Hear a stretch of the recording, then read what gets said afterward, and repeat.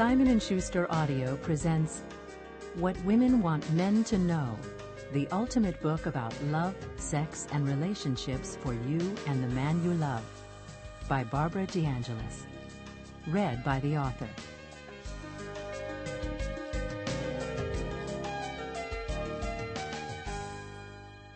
I'd like to start with a message for women. I've made this program for you and for the man you love. I believe that it's a program every woman has always wished existed, one she could give to her mate that would effectively explain all the things she wanted him to know about loving her.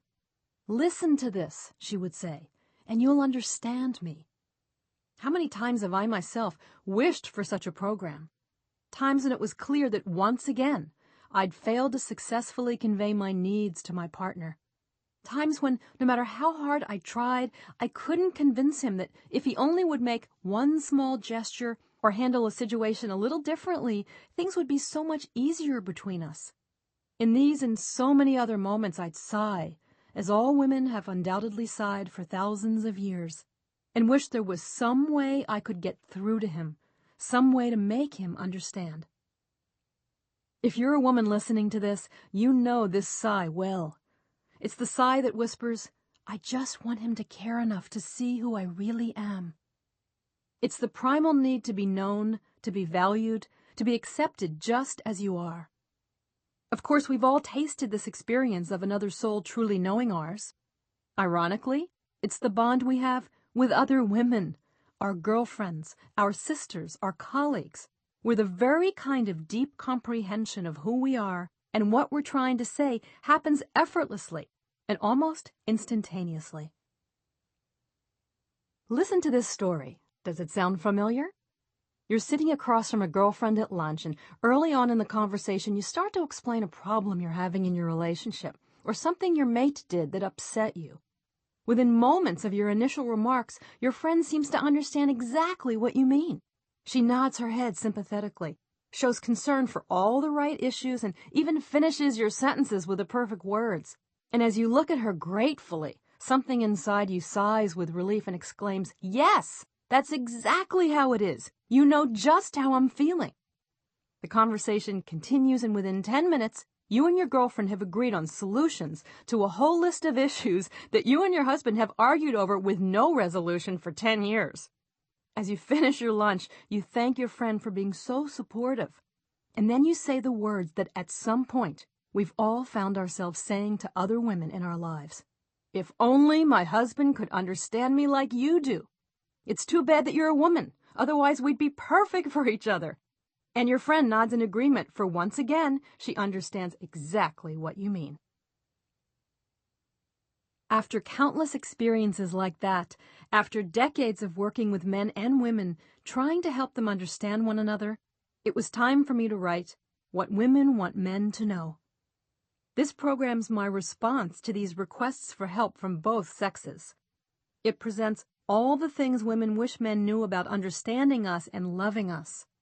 Its intention is to invite men to see and understand women as they never have before.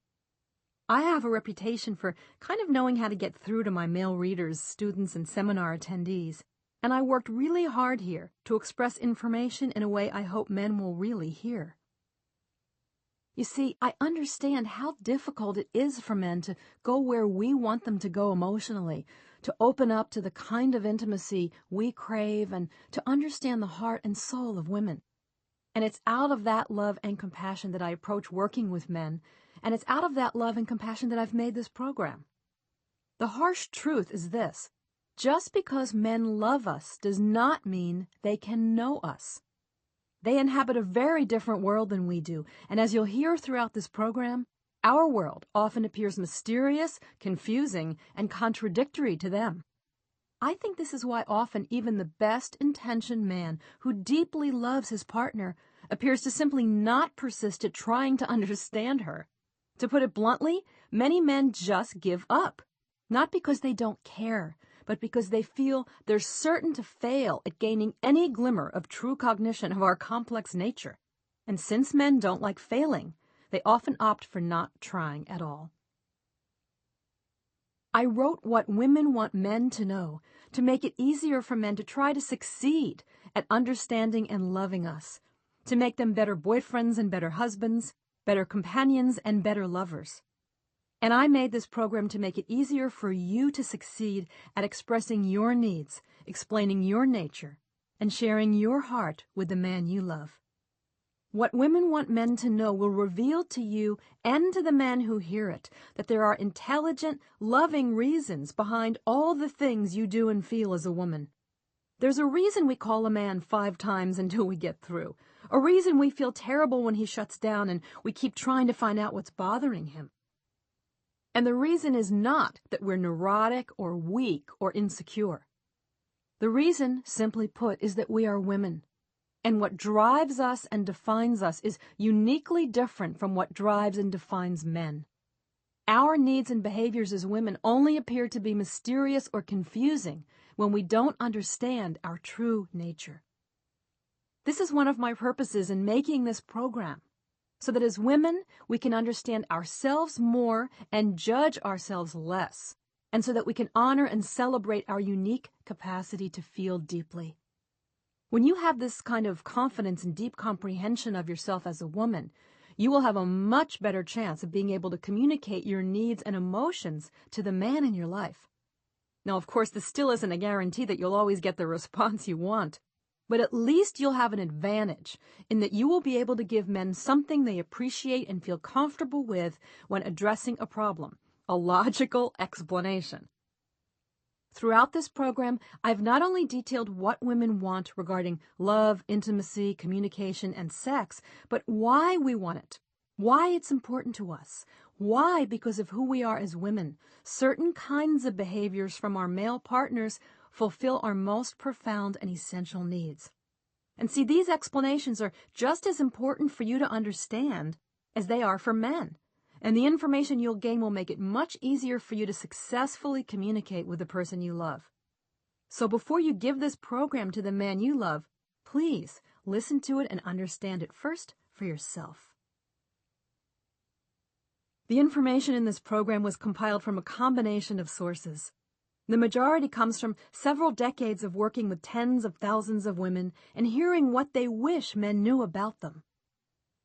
I've also added my own experiences from relationships into the mix, along with those of my close friends and acquaintances. In addition, I include hundreds of responses from a questionnaire I distributed to women over the past year. Still, with all this input, the bottom line is that all things don't apply to everyone. I'm just trying to communicate what I've heard and learned over the years, without being accurate to everyone. So take what feels right and valuable for you, and don't worry about the rest. I hope this program will be everything you want it to be. I hope that after hearing it, you'll love and honor yourself more and judge yourself less. I hope it will open the doors of clarity and communication between you and the man you love. Most of all, I hope it brings you many steps closer to creating the kind of loving, fulfilling, and passionate relationship you've always dreamed of. Now I'd like to say a few words to men. What if I told you, by doing a few simple things, you could get the woman you love to stop acting in some of the ways that drive you crazy? What if you knew some magic words to say that would work in seconds to make a woman feel like you were the most wonderful mate she could ever imagine? What if I taught you some secret techniques that would make your partner want to have more sex with you? Do I have your attention yet, guys? Does any of this sound interesting? If so, you've come to the right place, and you're listening to the right program. First, let me alleviate any suspicions you may have, and say from the start that this program is not a thinly disguised condemnation of men, explaining how everything's your fault. I wrote what women want men to know to help you feel more successful, more powerful, and more in control of your love life. I wrote it so you could have more of the things you want in relationships and less of the things you don't want. This is a program written specifically with you in mind to make your life easier. I've spent the past 20 years working with tens of thousands of people, and about half of them men. Men of all ages and all backgrounds have opened up and shared with me what frustrates them in their relationships, what confuses them about women, and what they want in the areas of love and sex. and I've been listening carefully.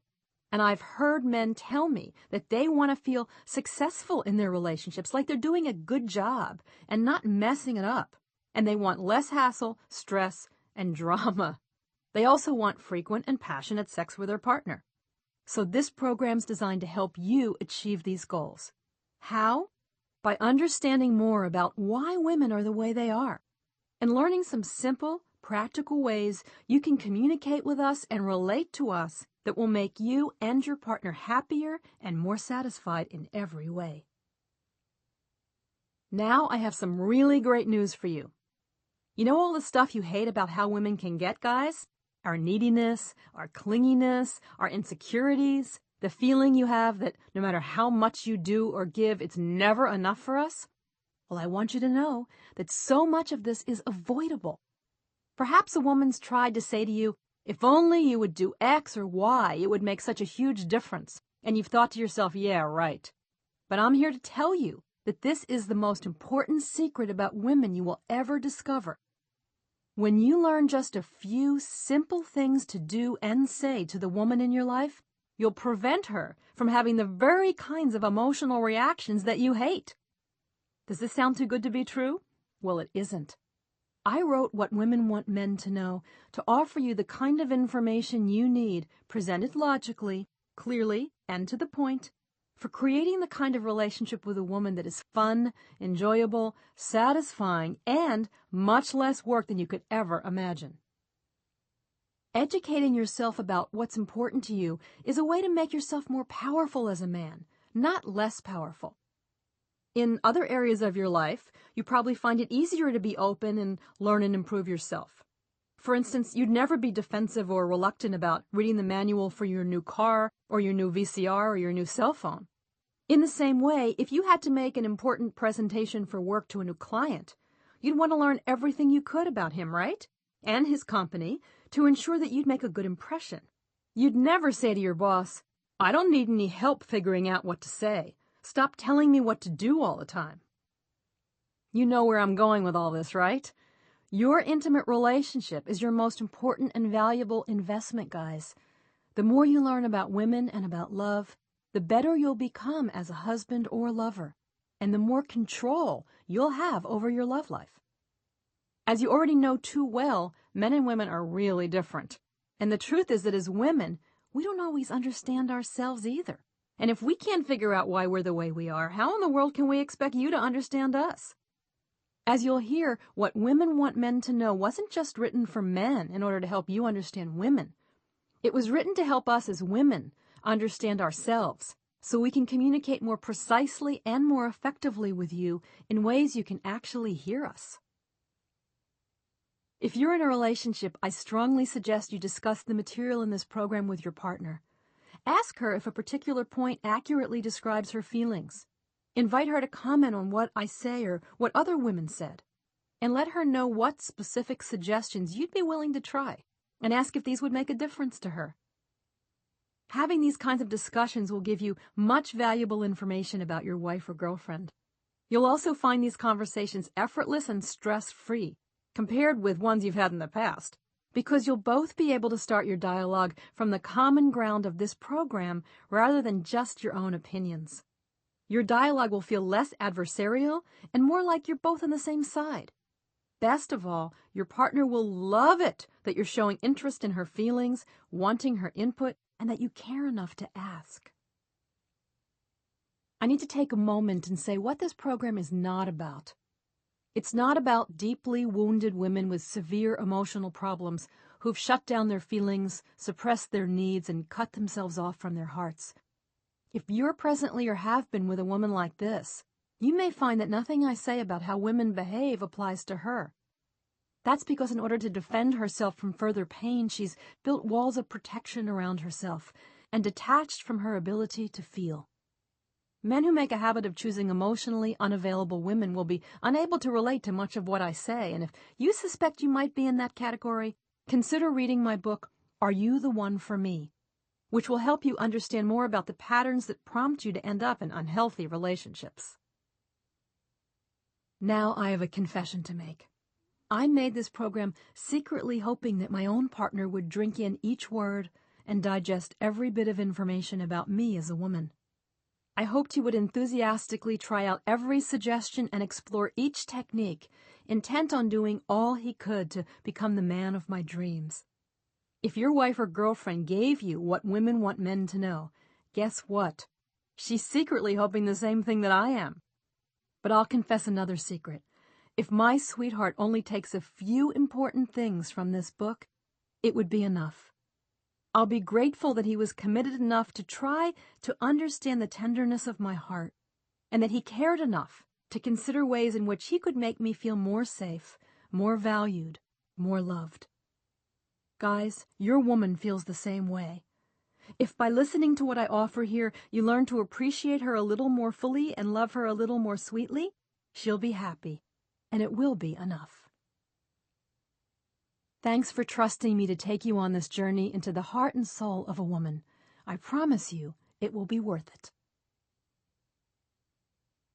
I want to begin with an admission to men on behalf of the women you love and the women who love you.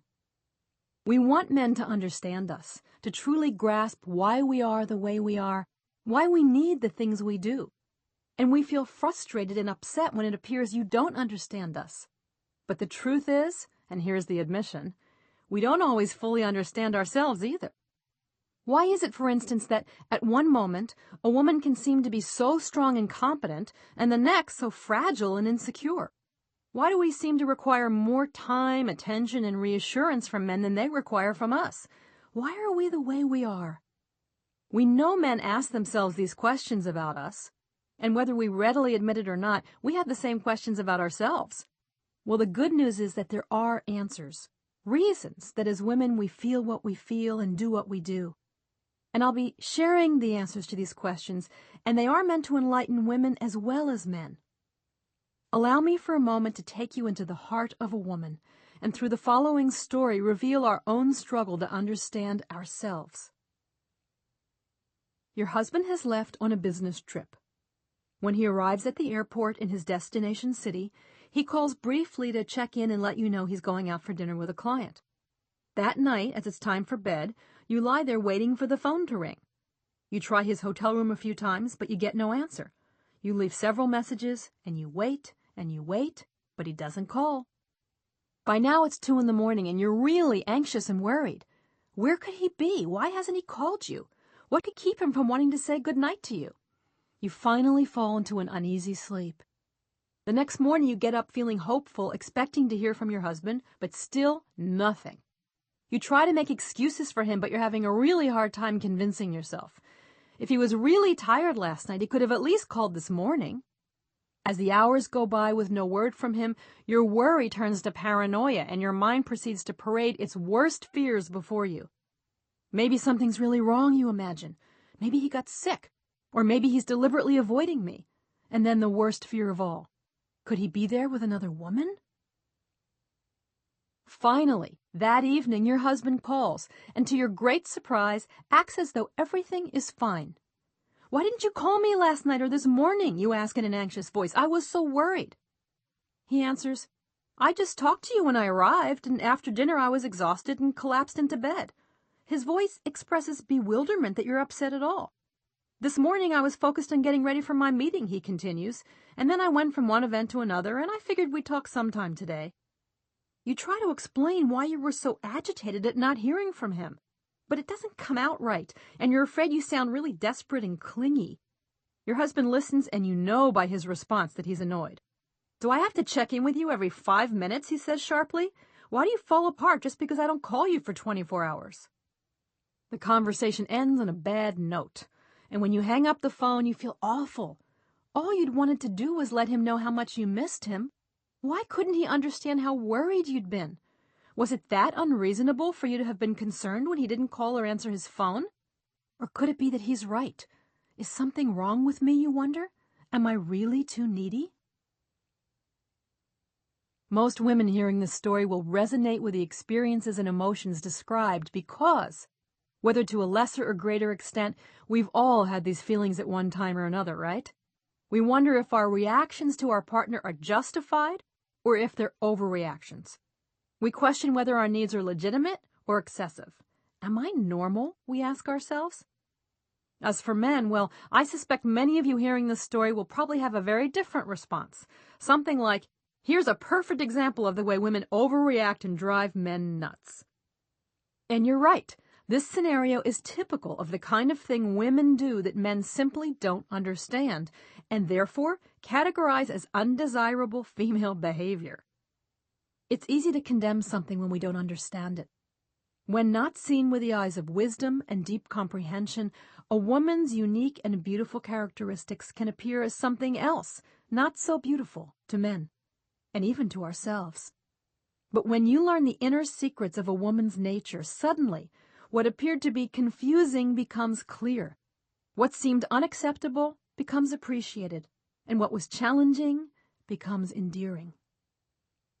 Knowing a few basic truths about who women are will help us and the men we love understand our feelings and our behavior.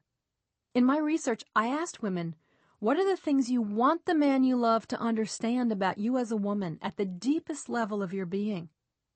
And I asked them also, what do you need to explain to your partner about your female nature that's very basic to you, yet you suspect so different from the way he experiences the world as a man? I've done my best to summarize these basics about who women are, why we're that way, and what we want men to know about loving us. So I want to talk about two characteristics, the ones I believe are essential to understand in order to truly understand women. So much of why women do what we do, feel what we feel, and say what we say has its source in these two truths. They are, number one, women put love first, and two, women are creators. So let's talk about these two qualities. First, let's focus on number one.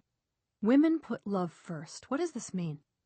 Well, a few months ago, a male friend I hadn't heard from in a while called to tell me he was in a new relationship with a woman he'd been seeing for 6 months.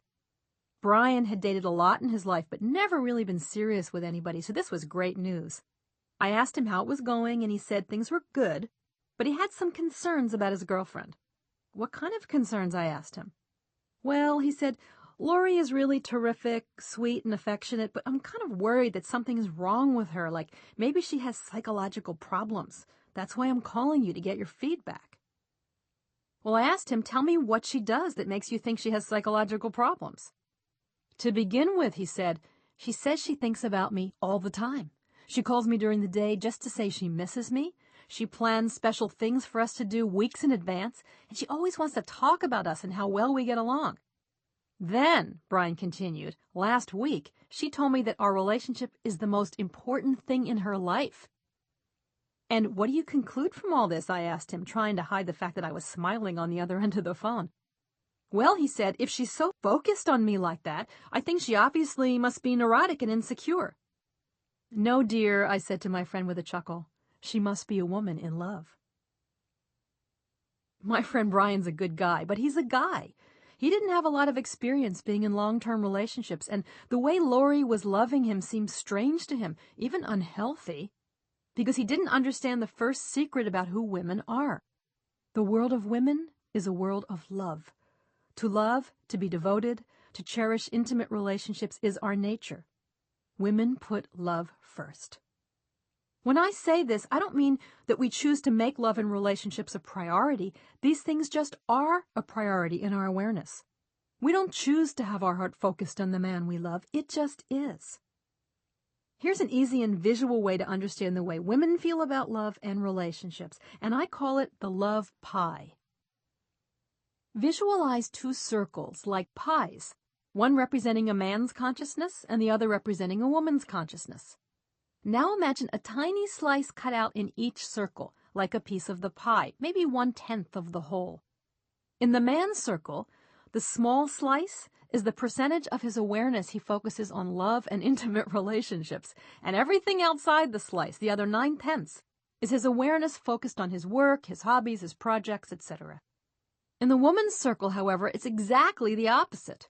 The tiny slice of the pie is the focus of her awareness on work and hobbies and projects, and all the rest of the pie is the focus of her awareness on love and family life and relationships. Okay, this is probably a little bit of an exaggeration, but you get my point. Whenever I draw the love pie for my seminar attendees, it evokes peals of laughter from both sexes. Why? Because instinctively, we all know it's true. And as we'll see, it explains so many of the issues that become problems between men and women. Now here's an important distinction to remember. The love pie doesn't symbolize how we divide our time or how many hours we spend on love. It depicts where our awareness is focused on the inside, no matter what we're doing on the outside. For instance, a woman may work in her own career, whether inside or outside of the home, for as many hours as her husband does in his.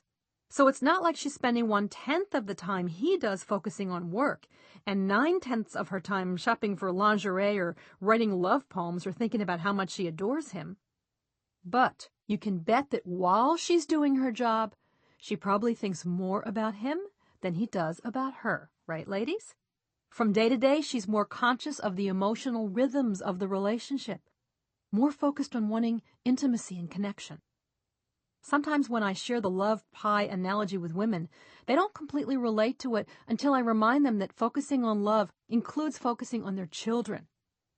Single mothers can understand this. Perhaps they aren't in a relationship, but their awareness is still on love the majority of the time, the love and concern they have for the kids. Even women who are married often feel the large portion of their love pie is more dedicated to their everyday relationship with their children than to the relationship with their husband. Now, whether this is healthy or not is a whole other topic, but the point's the same. She is a woman whose awareness, thoughts, and feelings are naturally focused on putting love first. After years of research and personal experience, I've concluded that love is experienced very differently by men and women. Did you know that? For most women, love is a non-stop reality, a consistent awareness that never quite disappears, even when we're working or performing tasks that seem to have nothing to do with love. For most men, on the other hand, the experience of love is much more compartmentalized. It's like an appointment men make with a part of themselves. See, women don't have to shift into a loving awareness. They're in it most of the time, whether it's being expressed or not. On the contrary, most men do have to consciously choose to make a shift into love mode. Let's go back for a minute to my friend Brian, who thought his new girlfriend must have psychological problems. This difference we've been examining between men and women explains why, to Brian, and maybe a lot of men, a woman's focus on him may seem excessive. See, Brian can't imagine himself focusing on the relationship as much as Lori does. If he did that, he'd have to block out the rest of his life and consciously concentrate on her. And to him, this would feel very unbalanced and very obsessive. So he incorrectly assumes that if this is how Lori feels about him, she must be making a huge effort to love him in this manner, and therefore she must be unbalanced and obsessive. Many men make the same error in judgment. They see a woman putting love first and have a hard time relating to it.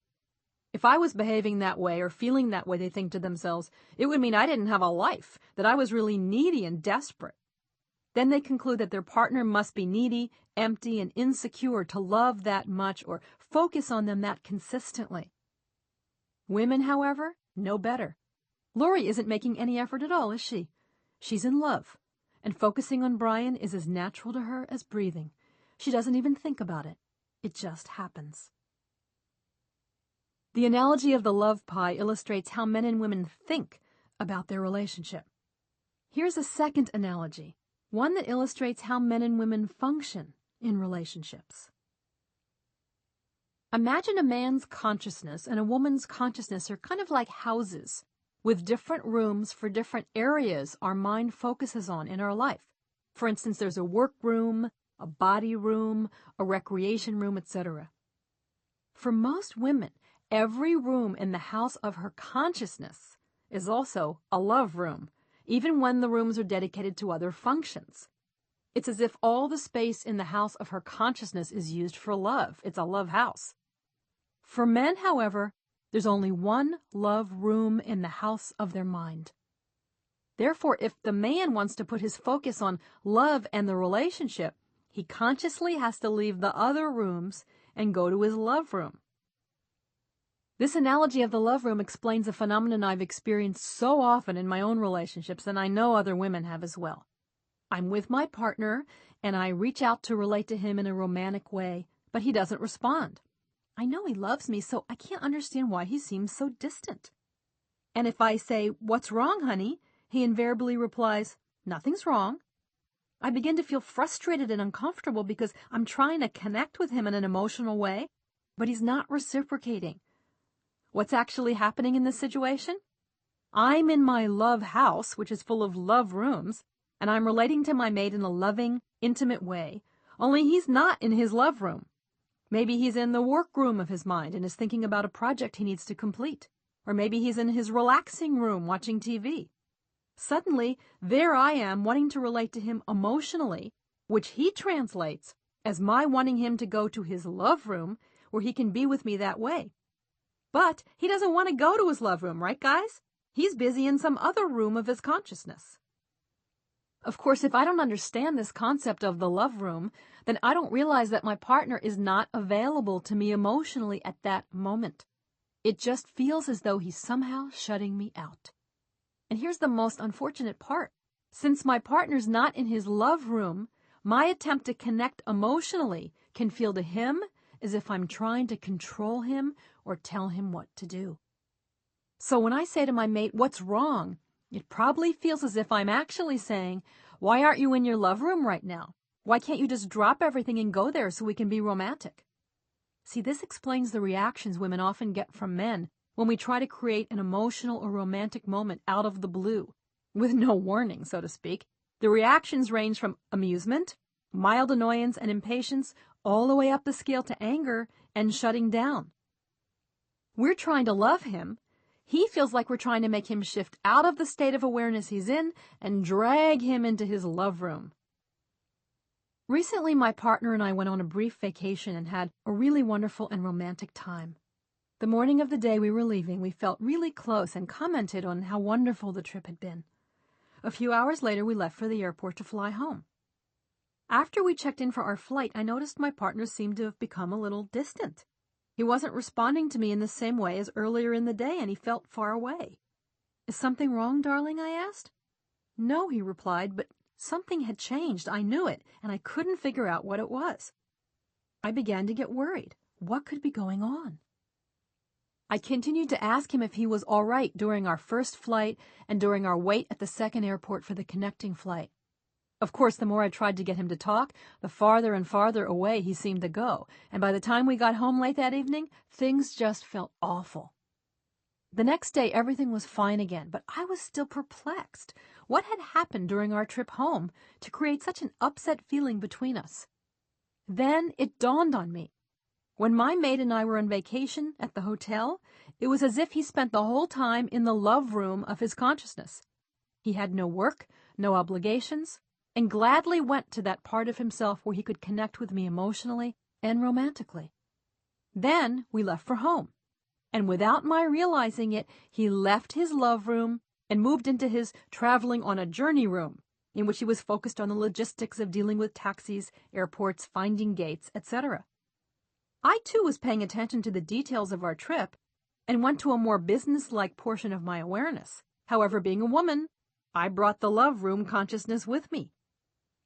So there I was, snuggling up to him while we waited for the plane, talking about romantic things we'd done on our vacation, trying to continue the same mood we'd shared during those few days, totally unaware that he had checked out of his love room hours before. No wonder I felt abandoned and alone. He was no longer keeping me company in the love room. And no wonder he felt irritated. It appeared to him that I wasn't acknowledging or approving of his choice to shift gears. Guys, when your woman comes knocking on the door of your love room, she's hoping to find you there. So when she discovers that a room is empty, and you aren't where you were, say, the hour before or the night before, she can become confused and hurt and feel as if somehow you've gone away. When you notice her looking at you sort of bewildered and asking, "What's wrong?" remind yourself that it's likely you're not in your love room, but she's in one of hers. She's not trying to criticize you for where you are. She's just trying to make a connection. Then you have two choices, guys. You can make a quick visit to your love room, if that works for you, shifting into love mode for just a minute to give her a hug or say something sweet. Or you can let her know that you're in a different room of your consciousness at the moment, thinking about work or concentrating on driving, whatever, and that you'll try to meet her in your love room a little later. Are you beginning to understand how differently men and women see themselves when it comes to love? This contrast has its source in the way we each value ourselves as a human being. Women define and value themselves by how successfully they love and relate. Men define and value themselves by how successfully they achieve and accomplish. Big difference, right? How did men and women get to be this way? The reasons are sociological and cultural, and they go back thousands of years. Simply put, in more primitive times, a man's value was measured on his ability to hunt and provide his family or group with food, his ability to defend himself and those he was responsible for, and his standing in the tribe or community. His success at these tasks literally meant life or death for him and those he loved. And still today, society judges men on how much money they make or how high up on the ladder of success they've climbed, on what they achieve. A woman in primitive times, on the other hand, was valued for very different characteristics. Her ability to take care of a man and their children, her ability to emotionally and sexually satisfy him, and thereby keep him interested enough to continue providing for her and protecting her. Her success at these tasks also had life or death consequences. For females that didn't please men and win their favor had no way to take care of themselves and ultimately would perish. Now, isn't it becoming clear why women put love first? We've done it for thousands of years. Our very survival depended on it. We've learned to maintain a continual awareness of the state of our love life, doing our best to make sure everything's okay, that there aren't any problems we're overlooking, that our partner is still happy with us. So when things are good in our relationship, we feel good about ourselves, and when they're not, we feel unsettled and insecure. This explains a secret all women know about ourselves. No matter how smoothly things are going in our professional life or with our projects and interests, if there's a problem in our intimate relationship, we're miserable. We could be having a fantastic day at the office, but if things are bad at home, it ends up feeling like a bad day, right, ladies? It doesn't even have to be a substantial problem. Maybe we just had a little argument with our husband the night before, but that will be enough to make our heart ache all day long, in spite of whatever accomplishments we experience at work. I must confess that I've experienced this time and time again in my own life. I could be having the most exciting day, doing a TV show, promoting a new book, or giving a seminar to thousands of people, but if there's some lack of harmony in my relationship with my partner, it's really difficult for me to fully feel the joy of my achievements. Why? Because like many women, I define myself so strongly by the big part of my love pie, the content of my heart, and the state of love in my life. The truth is that all the applause or book sales or attention in the world can't remove the sadness I feel when my mate and I aren't as connected as I want to be.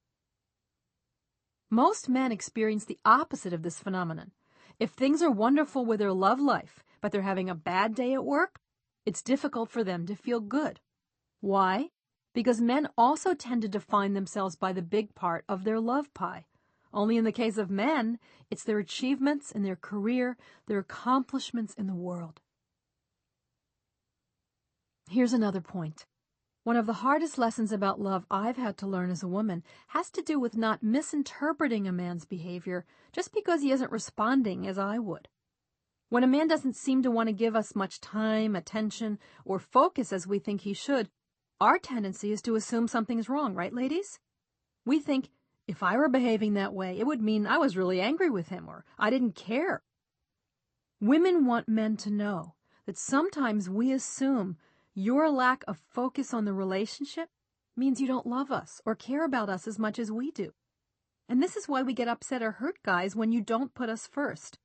We want to feel you are as committed to the relationship as we are, and that you value us as much as we value you. Now, I agree that as women, we need to remember that men are different and that they don't always show their commitment to love in the same way we do. But you can help us out a lot, guys, by understanding why we get so upset when it looks to us like you don't care or you're not valuing the relationship. And you can also help us out by not making us wrong for our emotional reactions. Men, I'm going to be making this point over and over throughout this program.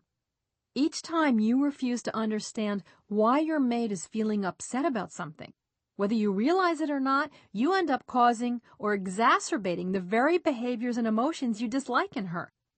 In other words, she may not start out feeling insecure, she's just behaving in ways women do when they put love first. But your critical reaction to her behavior alarms her, and then she does begin feeling insecure. In my years working with thousands of women, this information is one of the most essential things women wanted men to know. So guys, when you don't make an effort to understand a little bit more about why women are the way we are, you can actually unwittingly contribute to the very behaviors in your partner that you can't stand. Remember the story I told earlier about the woman whose husband didn't call her from his out-of-town trip? He couldn't understand why she was so upset and accused her of being insecure for needing to speak to him. Well, the reason she was upset was simple. She was imagining herself in her husband's situation. She knew that if she'd been the one who was out of town and didn't call home for 24 hours, it would have meant she was deliberately avoiding him and that something was terribly wrong. She would have never not checked in with him, right, ladies? So she concluded that his not checking in with her meant he didn't care about her feelings. Her husband didn't get this principle. He just knew she was upset, and this made him feel a whole bunch of feelings he didn't want to feel. That he'd done something wrong, that he'd somehow upset her, that she had certain expectations of him that took away his sense of being free and independent. Rather than taking the time to understand why she might have been upset or expressing his remorse for worrying her, he blamed her for being upset in the first place. It was as if he was saying, "You're upset because there's something wrong with you, and not because of anything I may have done or not done." Now, his wife received this message loud and clear, and what was the result? It only made her feel worse, and actually created the very insecurity he accused her of. The more he invalidated her feelings and attributed them to her neediness, rather than to her love, the more hurt and worried she became. Guys, this story is a perfect illustration of why I believe you should be motivated to put what you're hearing into practice. Wouldn't it be great to know that by handling conversations or situations with your mate just a little differently, you could prevent many of the upsets and stressful moments you dread in your relationship? When you try some of the suggestions I'll be sharing, you'll be amazed to see how well the woman you love responds. Here's a summary of what I think are the most important points to remember about women putting love first. Men, this is the bottom line information that will help you understand and get along better with your partner. And ladies, this is the part of the program you want to share with your husband or boyfriend, even if he hasn't heard the rest. First, when women put love first, we always want to invest time and energy into our relationship. We want to talk to our man, be with him, and work on staying connected. We also want to make plans and create special memories. We want to do whatever we can to make the relationship close and lasting. Now, men misinterpret this by thinking we aren't independent enough, we're too needy or insecure. You think we want to control you by making you give up your time and attention to us. But women think of love as our job.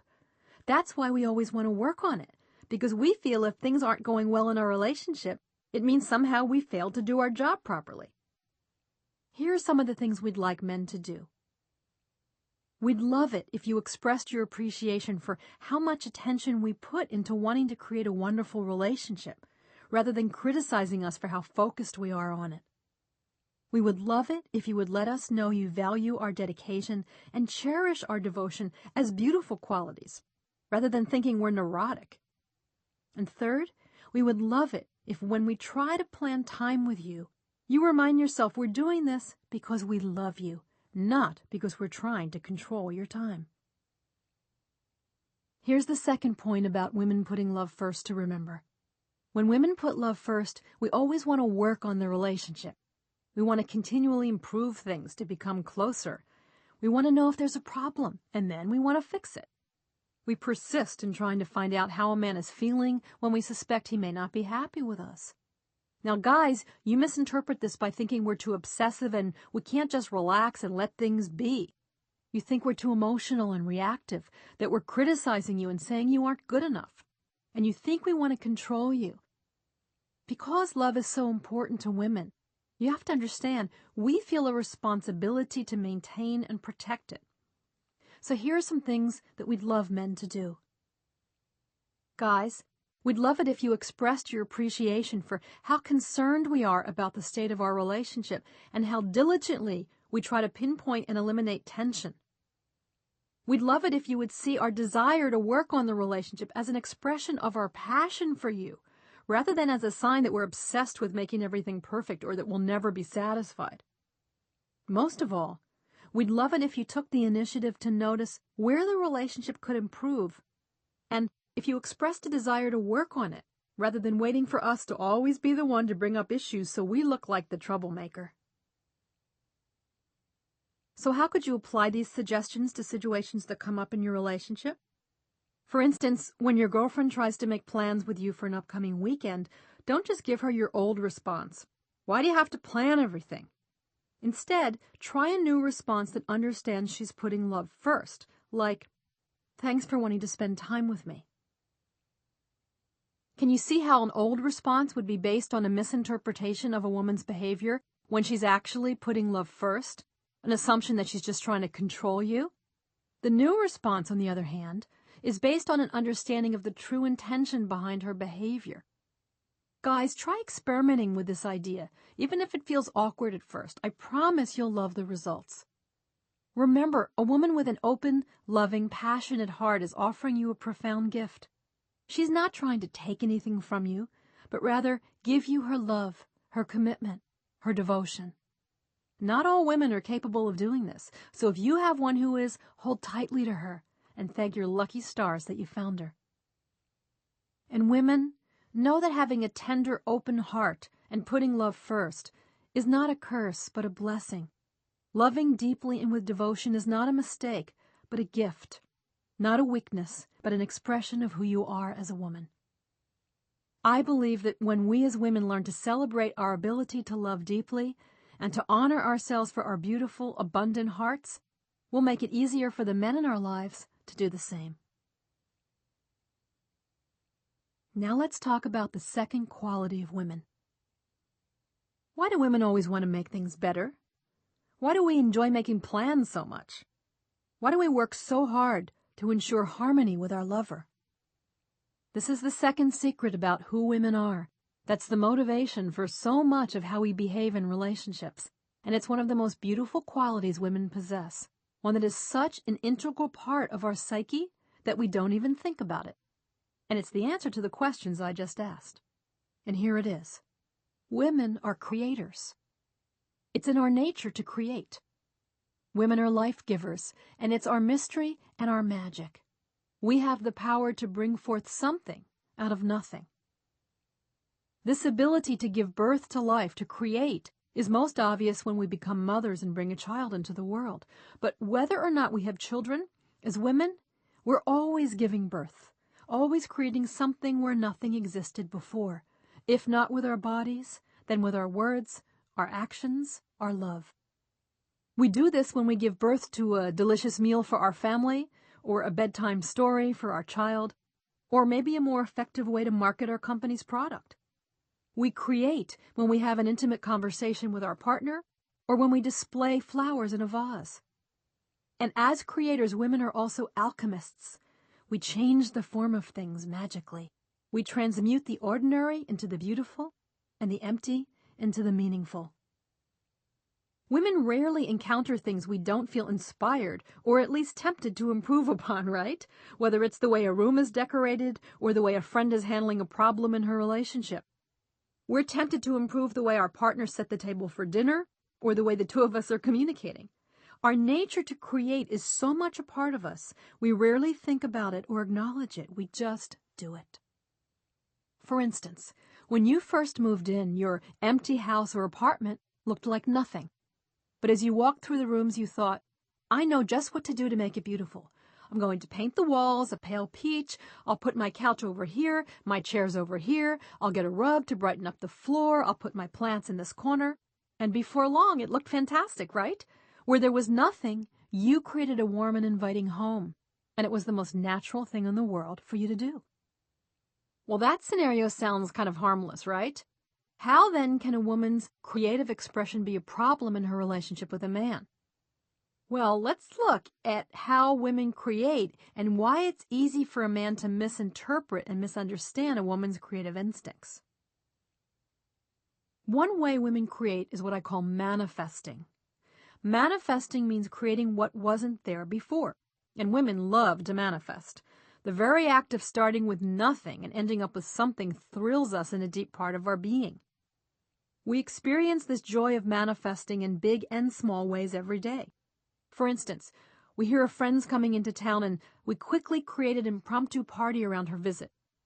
Or we share some of our deep feelings with our partner while walking in the park, and all of a sudden what was just a stroll transforms into a sweet experience of bonding. When women manifest, they create a special moment, something beautiful to look at, or something that brings another person joy. Another way women manifest is in creating and recreating ourselves. All you need to do for proof of this is walk into any major department store and look around at all the cosmetic counters. There before you are hundreds of women trying on makeup, testing new scents, and enjoying themselves immensely. Now guys imagine this scene and roll their eyes, concluding that women are just vain or superficial. But what's happening in this store isn't vanity. It's creativity, right, ladies? It's a woman creating a look, an image, using our own face as a canvas as we become an artist. And it's the same with clothing or jewelry or the other ways women adorn our bodies. These female pastimes are ways for the female creative urge to express itself. This is why so many women love to shop, even when they don't buy anything. We're doing research for our next creative undertaking.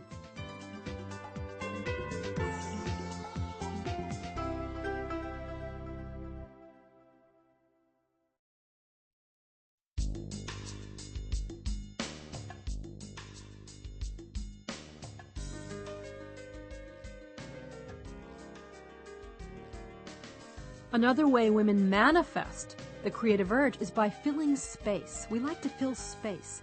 We see an empty table and we think about what we could put on it to make it look better.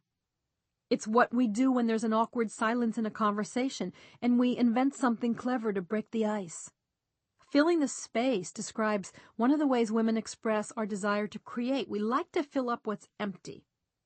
It's as if when we see something empty or blank, we feel the need to fill it, to manifest something in that space so it becomes occupied with life, with beauty, with love.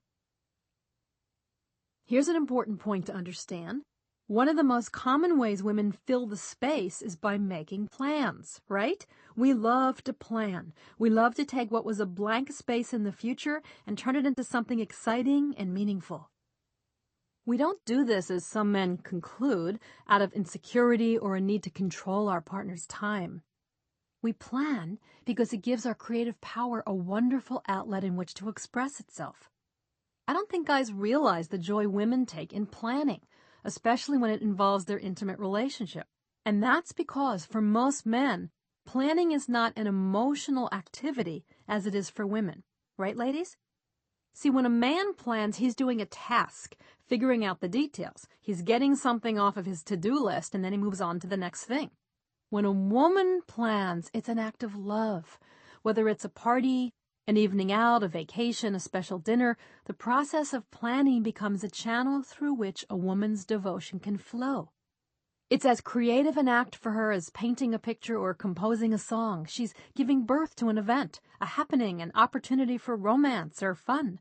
And this makes her very happy. Here's the second way women's creative nature manifests, and it's called improving. What's the difference between manifesting and improving? Well, manifesting is creating from scratch, birthing something out of nothing. Improving, on the other hand, is taking something that already exists and making it better. It's rebirthing. This urge to improve is so much a part of most women's character that we're not even aware of its almost omnipresent existence in our speech, in our behavior, in our attitude towards everything. We accept it in ourselves just as we accept it in other women. It's just the way we are.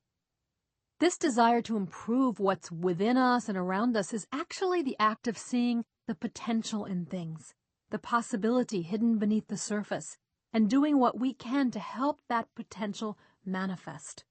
Women seem to possess this kind of vision that sees the flower waiting to erupt from the seed, and also the tendency to nurture that seed until it blossoms. Perhaps this vision of potentiality is so strong in us because we're genetically designed to be mothers, right? To nurture what's small so it can grow.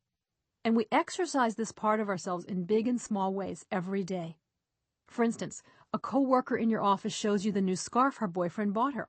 "Isn't this gorgeous?" she says. "Tom gave it to me." "It's beautiful," you reply. "What a great color for you."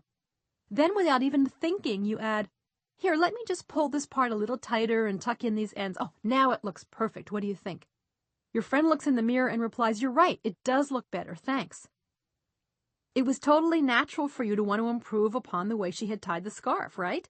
You saw a way it could be better, and she intuitively understood this and welcomed your input. Ladies, I bet most of you can relate to that example. It illustrates how this tendency to improve is such a part of our consciousness. Notice the woman was grateful for the input she received. Why? Other women understand and accept this quality. Now, for a contrast, imagine the scenario enacted by two men instead of two women. First of all, a guy wouldn't show off the new tie his girlfriend bought him to his coworker. But secondly, the coworker wouldn't comment that the tie needed to be straightened, let alone just reach out and do it. And third, if he did, the guy with the tie would feel like his boundaries had been violated, not to mention probably making assumptions, correct or not, about his coworker's sexual preference. What's my point? It's that men don't have this non-stop creative urge to improve things. Not only that, they actually interpret offers of help or advice as unnecessary, unwelcome, and intrusive. Women, on the other hand, are natural helpers, natural fixers. We're always on the lookout for whatever or whomever needs assistance. If we hear just a little change of tone in our baby's cry while she's in her crib, we quickly go in to check and make sure she's okay. If we see a woman in a store struggling to zip up the back of her dress, we volunteer to help. If we sense our lover's having a rough day, we ask him what's wrong and if there's anything we can do. Again, perhaps it's because we're genetically designed to be mothers that we have such an elaborate system of built-in radar that detects need in others.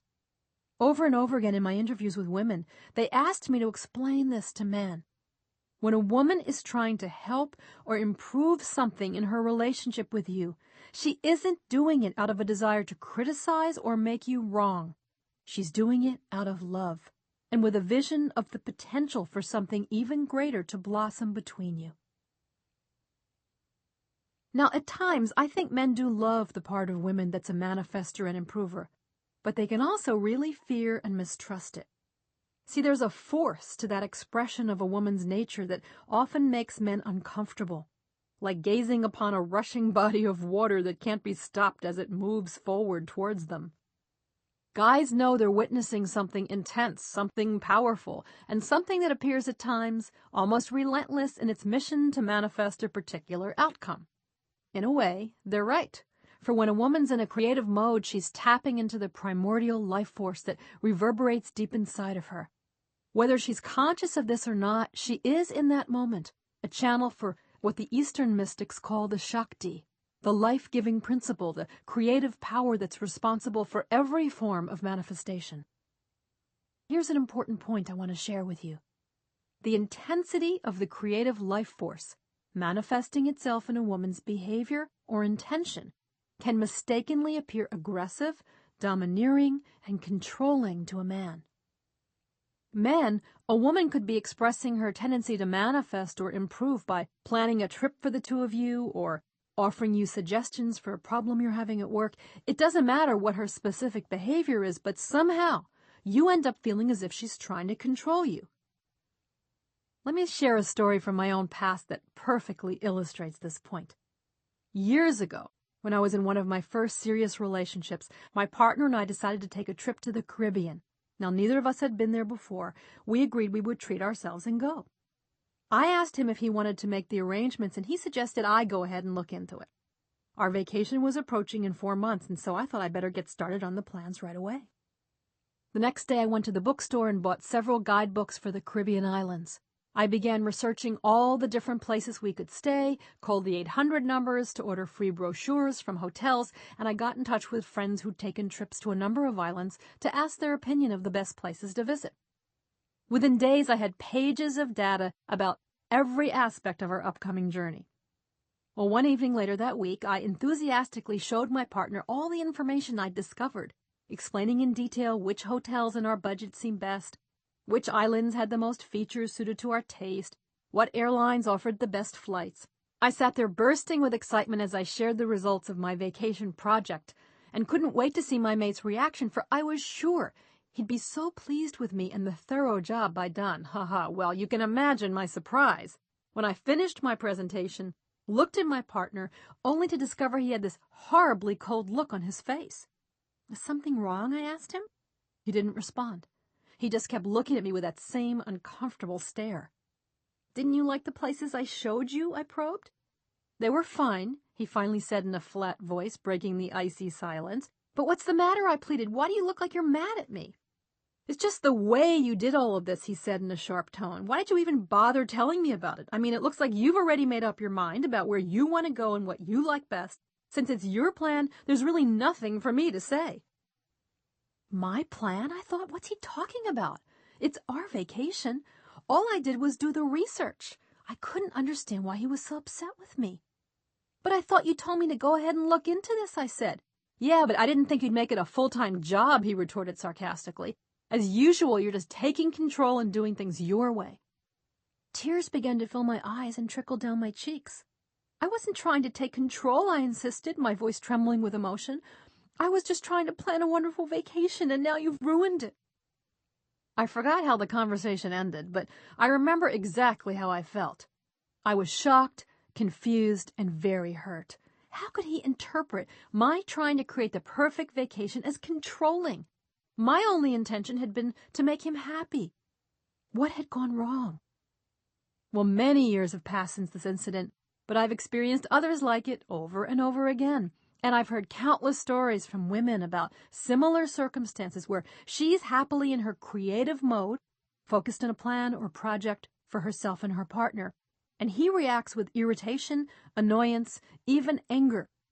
She ends up feeling hurt and unappreciated. He ends up feeling controlled and manipulated.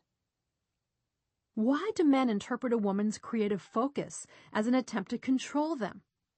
Well, the answer's complicated, but in part, it has to do with a man's need to feel autonomous and his habit of rebelling when he feels he's being told what to do.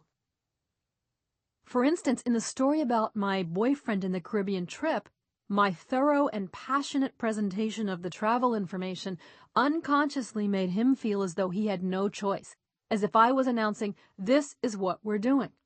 Of course, this wasn't my intention. My theory is that he interpreted the intensity and detail of my communication almost like a command. See, remember, in most cases, a woman's true intention isn't to tell you what to do, guys.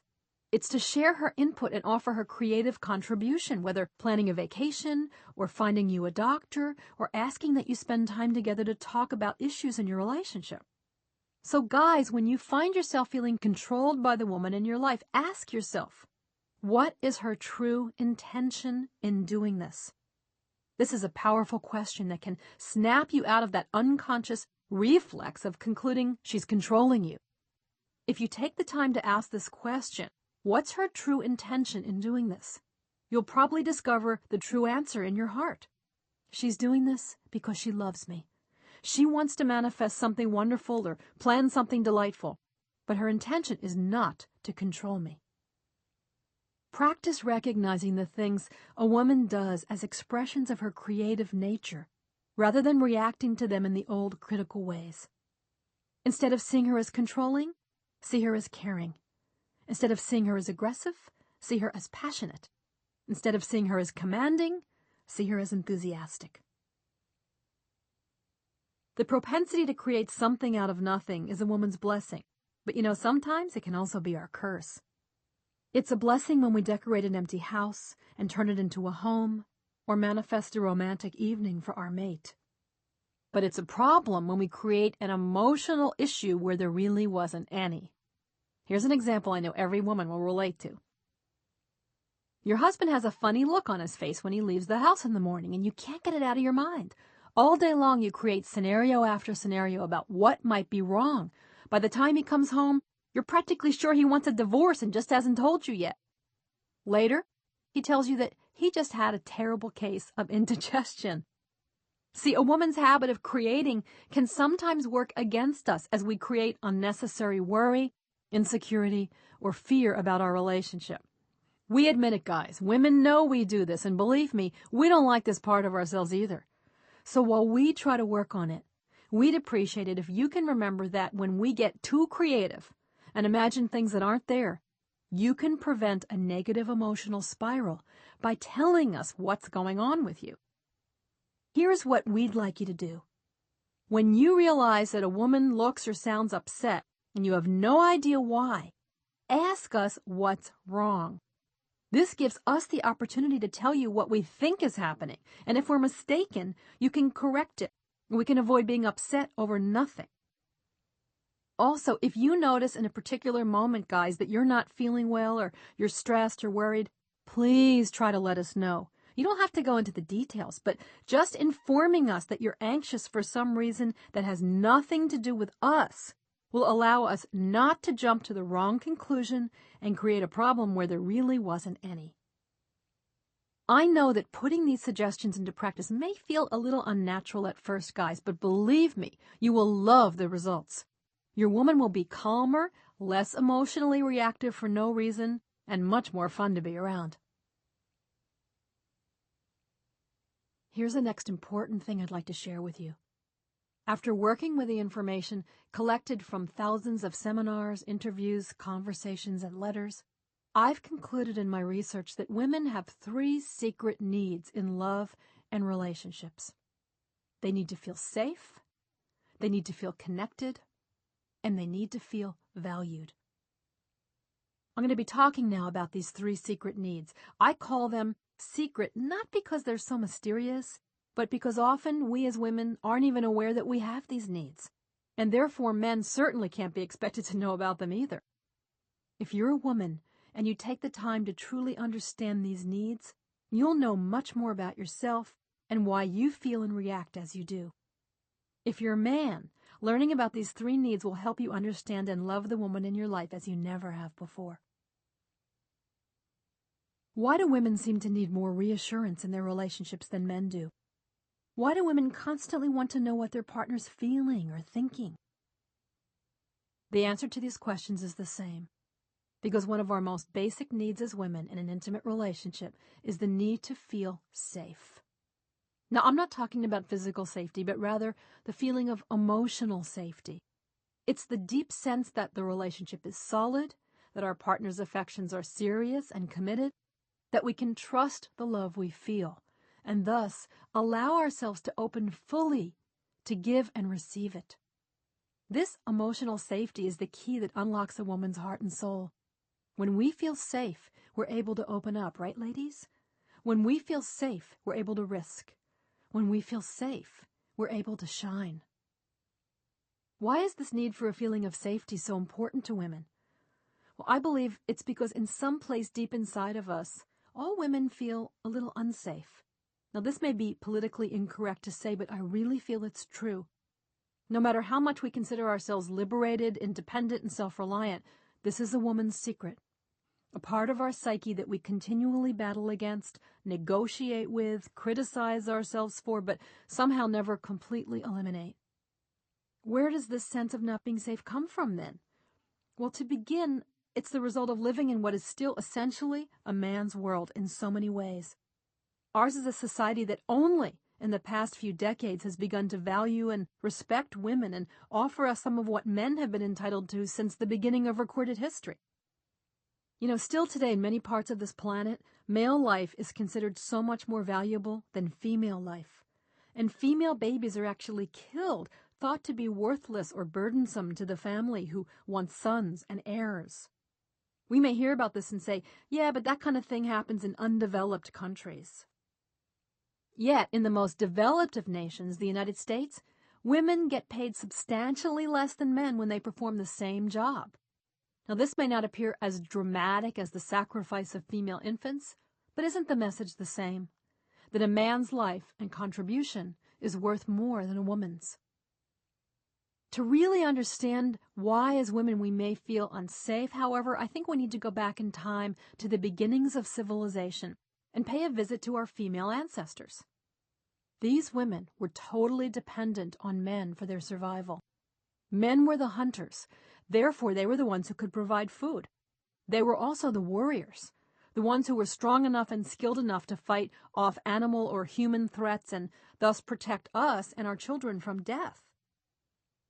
As for the women, most of us had only one goal in mind, to find a man to take care of us and the many offspring we would inevitably have, no birth control, as soon as we were of the age to bear children. Imagine, ladies, knowing that without a man, you literally could not stay alive. Imagine knowing that if your mate became displeased with you, he could kick you and your babies out of the cave or dwelling, and you would freeze or starve or be devoured by wild beasts. How could you ever truly feel safe? Well, even as humanity evolved over several thousand years, women remained physically and financially and socially dependent on men. We couldn't support ourselves. We had none of the opportunities or freedoms men had, and thus our sense of personal power was limited at best.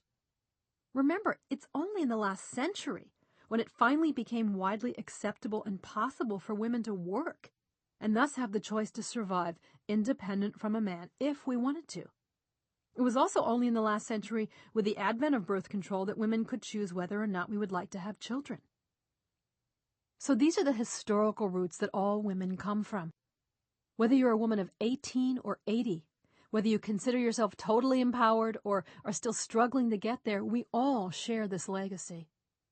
I believe that we have a certain genetic memory that keeps the past alive in us. It speaks to our hearts in almost inaudible whispers, saying things like, "You can't do or achieve that. Only men can become that powerful. You'd better find someone to take care of you, because you'll never be able to do it yourself." Embedded in these messages, the bottom line is, you're not safe. If you're a man listening to this, please know that I offer these thoughts not as a complaint or judgment against men, but simply as an explanation for why women often feel a deep sense of insecurity whose source we can't pinpoint, and a need for reassurance that often appears to go beyond what should be required. Most men never really consider women from this perspective because as men, you have a very different history as a species, and thus an understandably very different way of operating in the world. Now you may be thinking, but I'm not that sexist caveman you're writing about. I don't care if my girlfriend uses my last name when we get married. I love her. I don't want to limit her in any way. To that I say, your girlfriend's lucky to be with such a great guy. But to really know her heart, you need to know the psychology she may have inherited from generations of women who came before her. If historically women have been taught that our survival depends on men, then our job is to attract a man and keep his interests so we don't lose him.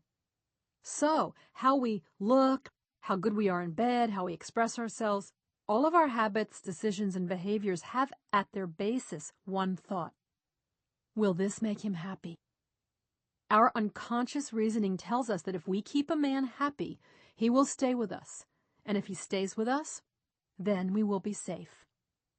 This is why women often constantly look to our men for cues to tell us how we're doing. Is he pleased with me, we ask ourselves? Does he seem content in the relationship? When we see signs that indicate the answer is yes, we breathe a sigh of relief and allow ourselves to relax into a certain level of safety. However, if we think we perceive signs that a man is unhappy with us in some way, our sense of safety diminishes radically. I know that for myself and most women I've worked with, this pattern of seeking approval in order to feel safe is not a conscious process. It's more like a primal reaction that surfaces in a relationship with a man, one that often surprises us with its intensity. Why do I care so much what he thinks, we ask ourselves? Why do I get so insecure when just one little thing goes wrong? Well, the answer, I believe, is that a man's apparent disapproval of or displeasure with us can trigger a woman's unconscious survival mechanism, creating the feeling that she is somehow in danger and therefore is not safe. Let's look at a typical scenario that illustrates this point. Kathy and Juan have been living together for 2 years, and they recently became engaged. One Sunday afternoon, Kathy notices that Juan seems withdrawn and irritable with her, but when she asks him if anything's wrong, he responds, "No, nothing's wrong." Kathy tries to get him to talk about what's going on and tells him that he's acting like he's mad at her about something and that it's bothering her. Juan becomes more and more silent. Finally, Kathy starts to cry and asks Juan if he's having second thoughts about the engagement. Juan becomes angry, saying, "I don't know what your problem is, but I can't deal with this," and goes in the next room to watch TV. What is Kathy feeling? She's anxious, worried, and has a knot of dread in the pit of her stomach. Something is wrong, her instincts scream. Juan's apparent displeasure with her triggered her survival mechanism. It's as if she sniffs trouble, and warning bells go off in her psyche indicating danger, danger. And all of this happens so automatically that she isn't even aware of it. What's Juan feeling? He's annoyed, irritated, and confused. He can't understand why Kathy was so upset today, why she got so dramatic and scared. Nothing was going on except he had a headache and just wanted to spend some time alone watching TV. So who's responsible for this couple's upset? They both are. Kathy needs to become more aware of how her survival mechanism gets triggered when she doesn't feel safe and learn to moderate her reactions. And Juan needs to become more aware of what he does that triggers Kathy's unease. In this case, not giving her any information about what was going on with him, the headache, thus allowing her to jump to her own scary conclusions. Both of them will benefit from understanding this information about a woman's need to feel safe. When women feel safe, we're at our best. We're more relaxed and less tense, more confident and less insecure, more independent and less needy. In other words, more of all the good stuff men like about us and less of all the stuff that drives men crazy. And here's something else that's important to remember. Women instinctively know that when we feel safe, we're more of who we want to be, as well as who men want us to be. So therefore, we try, consciously or unconsciously, to get our man to do the things that will make us feel safe. Guys, why do we want you to tell us you love us, or share how you're feeling, or express your appreciation, or make time for us, or any of the other things on the list your woman has of how she wishes you'd act? It's not to control you, or have power over you, or get our own way. It's because we know these things will make us feel safe. And when we feel safe, we will be a better partner for you and happier with ourselves. Well, if we as women are at our best when we feel emotionally safe, guess what? We're at our worst when we don't feel safe. The sense of being unsafe makes us fearful, and when we're afraid, we resort to behaviors that neither we nor the men in our lives find appealing. One way women respond when we don't feel safe is to become more needy, clingy, or possessive, right, ladies? The more unsafe a woman feels, the more she may crave demonstrations of what will make her feel safe again. She wants more affection, more attention, more reassurance. To a man, it can seem as though his mate has suddenly fallen apart. She's become too weak and needy. To her, it seems as if she's reverting to behaviors that reflect her most insecure self. Now, typically, most men do not have a positive reaction to a woman's neediness or insecurity. Even though these are the times when a woman needs the most reassurance from her partner, often a man's response is to withdraw and actually give her less reassurance than normal, which of course only makes things worse. This begins an unhealthy, vicious cycle that most couples are all too familiar with. The woman feels unsafe and becomes a little needy. The man reacts negatively to her neediness by pulling away. The more he pulls away, the more unsafe she feels, and the needier she gets. Then he pulls away even further, and the whole situation spirals downward. Sound familiar? Guys, I can't emphasize this point enough. Most women have a very quick recovery time from being upset if you just do something to make us feel safe again. Now, I know you don't like to feel you have to behave in a certain way just because a woman wants you to, but I assure you that you'll be saving yourself so much trouble, time, and headache if you just give this a try. So, if you sense we suddenly have become more needy and for some reason are exhibiting symptoms of not feeling emotionally safe, don't criticize us for our neediness and make us feel even more unsafe. Don't pull away or avoid us. Instead, we would love it if you would accept that we're feeling unsafe, whether it makes sense or not, and offer us some reassurance, some affection, some tenderness.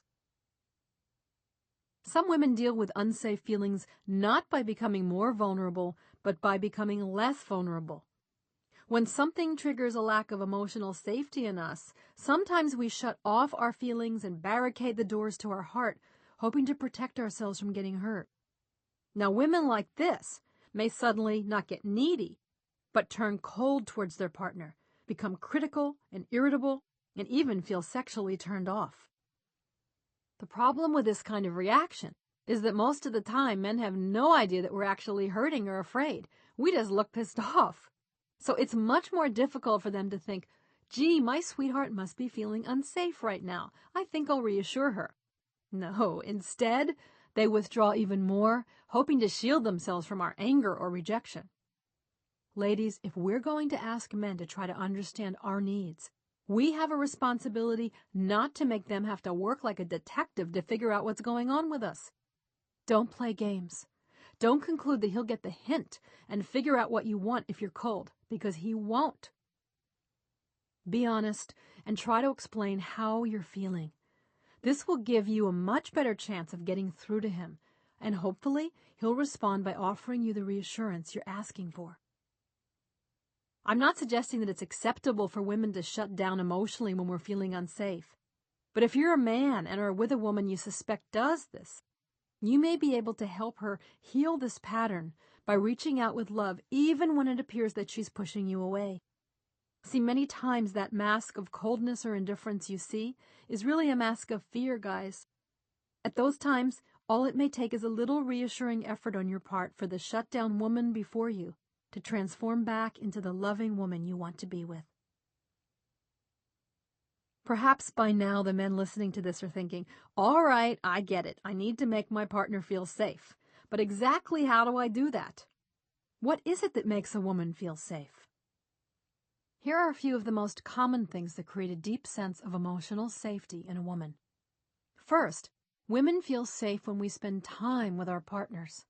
The presence of the man we love and who loves us creates a primal feeling of safety. His absence, particularly too much of it, creates the opposite, a lack of safety. Now, of course, I'm not saying that when a man goes to work during the day, his wife suddenly feels unsafe, or that we always feel safe when we're together.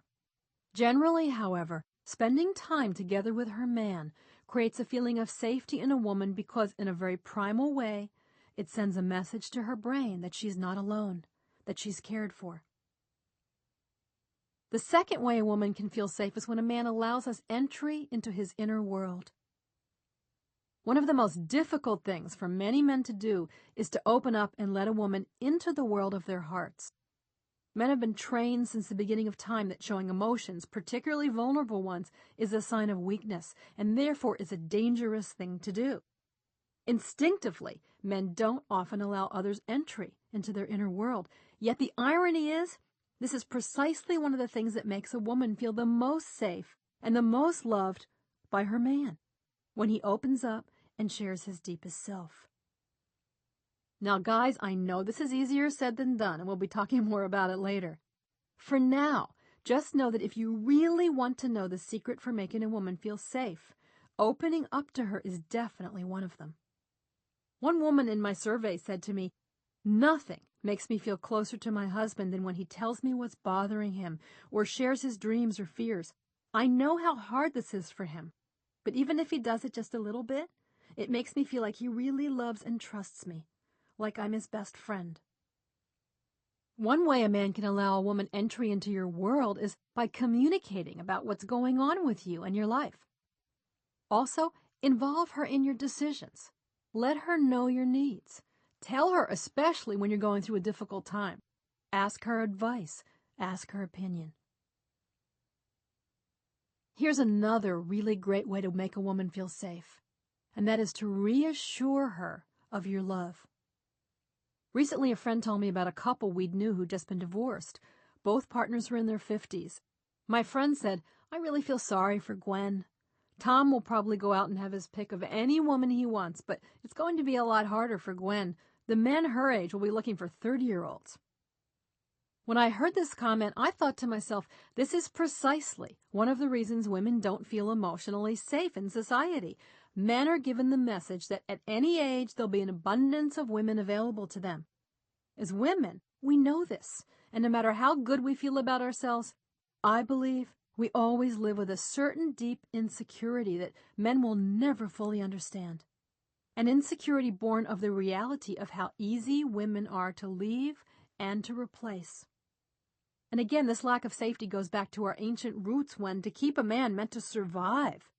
Now today, thousands of years later, women are still keenly tuned into this need and highly sensitive to anything that appears to threaten the existence of our relationship from within or without.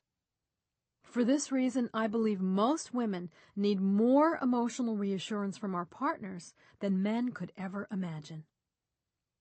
Reassuring a woman of your love and commitment is one of the most effective ways of making us feel emotionally safe.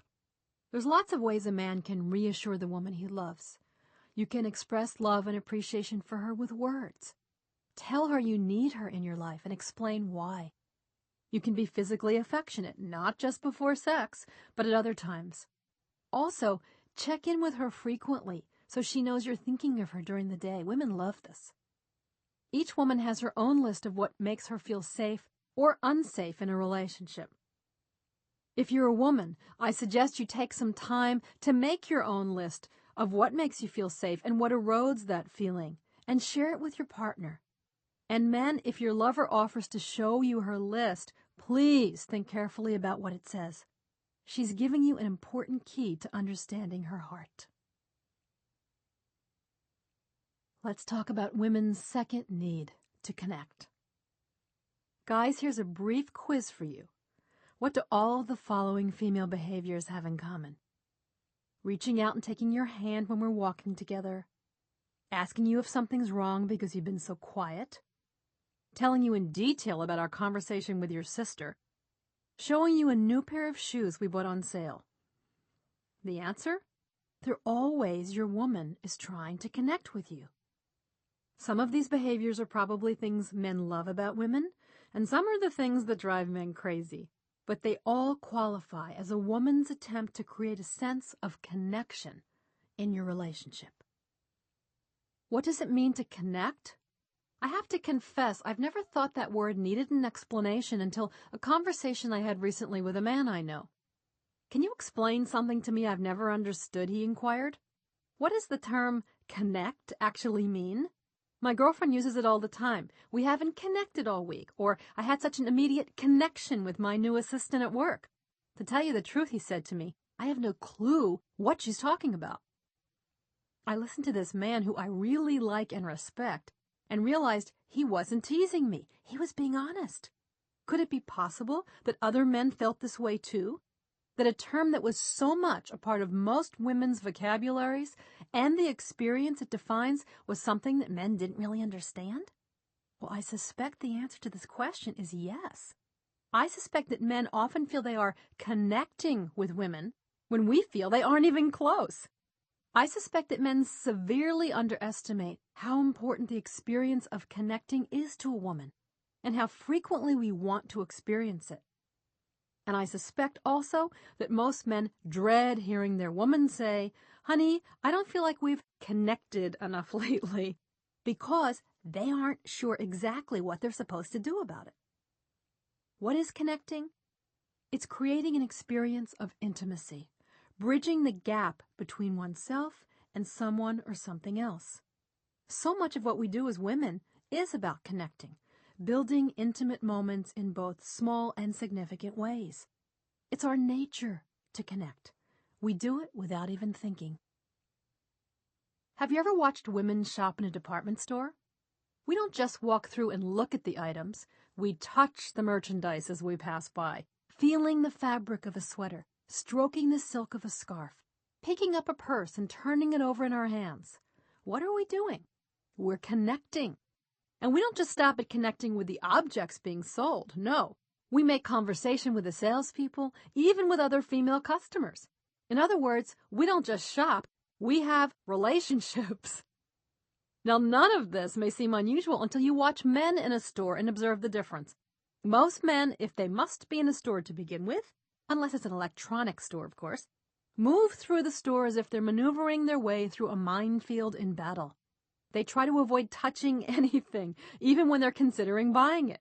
If they could purchase an item without any contact at all, they probably would.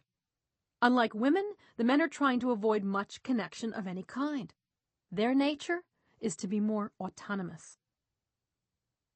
Why is connecting so important to women? Perhaps it's because we give birth to children and thus have been genetically programmed to connect as a way to ensure that we will be good and nurturing mothers. Or perhaps it's because, as we discussed earlier, women put love first and connection is the way love expresses itself. Women understand that connection creates intimacy and intimacy feeds our heart. And perhaps, too, it goes way back thousands of years to the genesis of our socialization as women, when our value to a man or a community was in our ability to harmonize and create bonds of cooperation. Our success with a mate or within a tribe, indeed our very survival, was dependent on our ability to connect. So for all of these reasons, when a woman feels connected, she feels safe. She's aligned, she's supported, she's not alone. And the reverse is also true. The sense of disconnection creates a feeling of fear and loss. I think men know and accept this secret about how women like to create connection with other women, with our girlfriends, our sisters, our mothers, our daughters. What men often don't realize is how essential it is for us to create this same kind of intimate connection with them. I remember hearing a comment once from a really traditional guy who was married to an acquaintance of mine. He said, "My wife always talks about wanting more intimacy in her life, and I tell her that's what her female friends are for, right?" I say, wrong. When we feel connected to the man we love, it's as if our hearts have been joined by an emotional pipe or cable, and love and support flow back and forth between the two, making us feel like a unit, a team. Instead of walls or barriers, we experience doorways and openings that invite the other person in. We feel welcomed into the deepest part of our lover, and this is what creates the powerful experience of intimacy. This kind of intimacy born of connection allows a woman to mentally relax, to give wholeheartedly, to feel safe. In fact, connection is one of the most effective ways to create the kind of emotional safety we talked about earlier. On the other hand, to feel disconnected in a relationship is to feel cut off from the man we love, to feel that the cord between our hearts has been severed, or at least is temporarily out of order.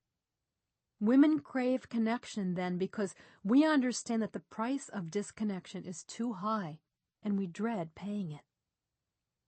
When women sense a disconnection, we often reach out attempting to reconnect with affection or conversation, anything that will restore the harmonious feeling between ourselves and our mate.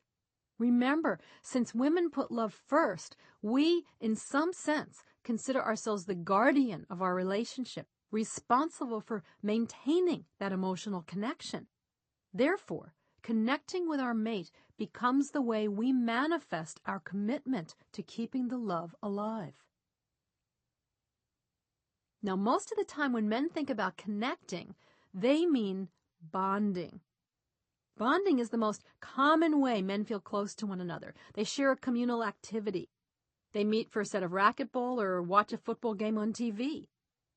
On the other hand, when women say they've connected with each other, we usually mean we've experienced intimacy. What's the difference between bonding and intimacy? Bonding is a shared experience of connection which includes physical closeness or proximity. Intimacy, on the other hand, is a shared experience of connection which includes emotional closeness, not just physical, and mutual vulnerability.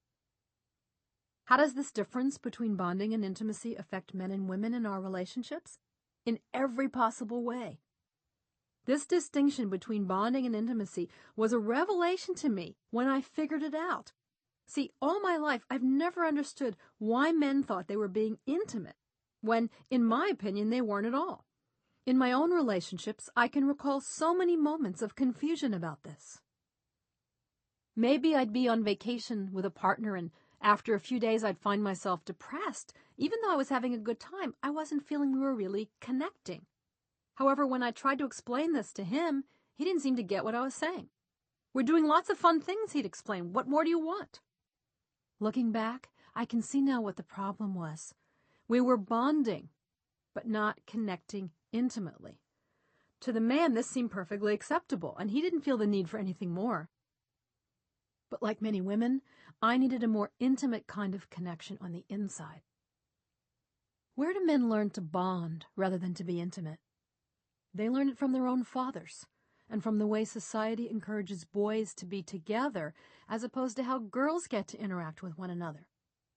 See, traditionally, boys are taught from a very early age that their value is in doing things, whereas girls are taught that their value is not just in doing, but also in relating. Imagine, for instance, two small boys playing harmoniously together with trucks on the floor. Their parents will notice this and say, "Very good, kids. You're playing nicely." Imagine two small girls sitting side by side, giggling and telling secrets for hours. Their parents notice this and say, "Very good, girls." Now, reverse the scene. Imagine two small boys sitting side by side, giggling and telling secrets for hours. Something about it is unsettling, isn't it? Why? Because we're used to seeing little girls connect by being intimate with one another, but we aren't used to seeing little boys connect with intimacy.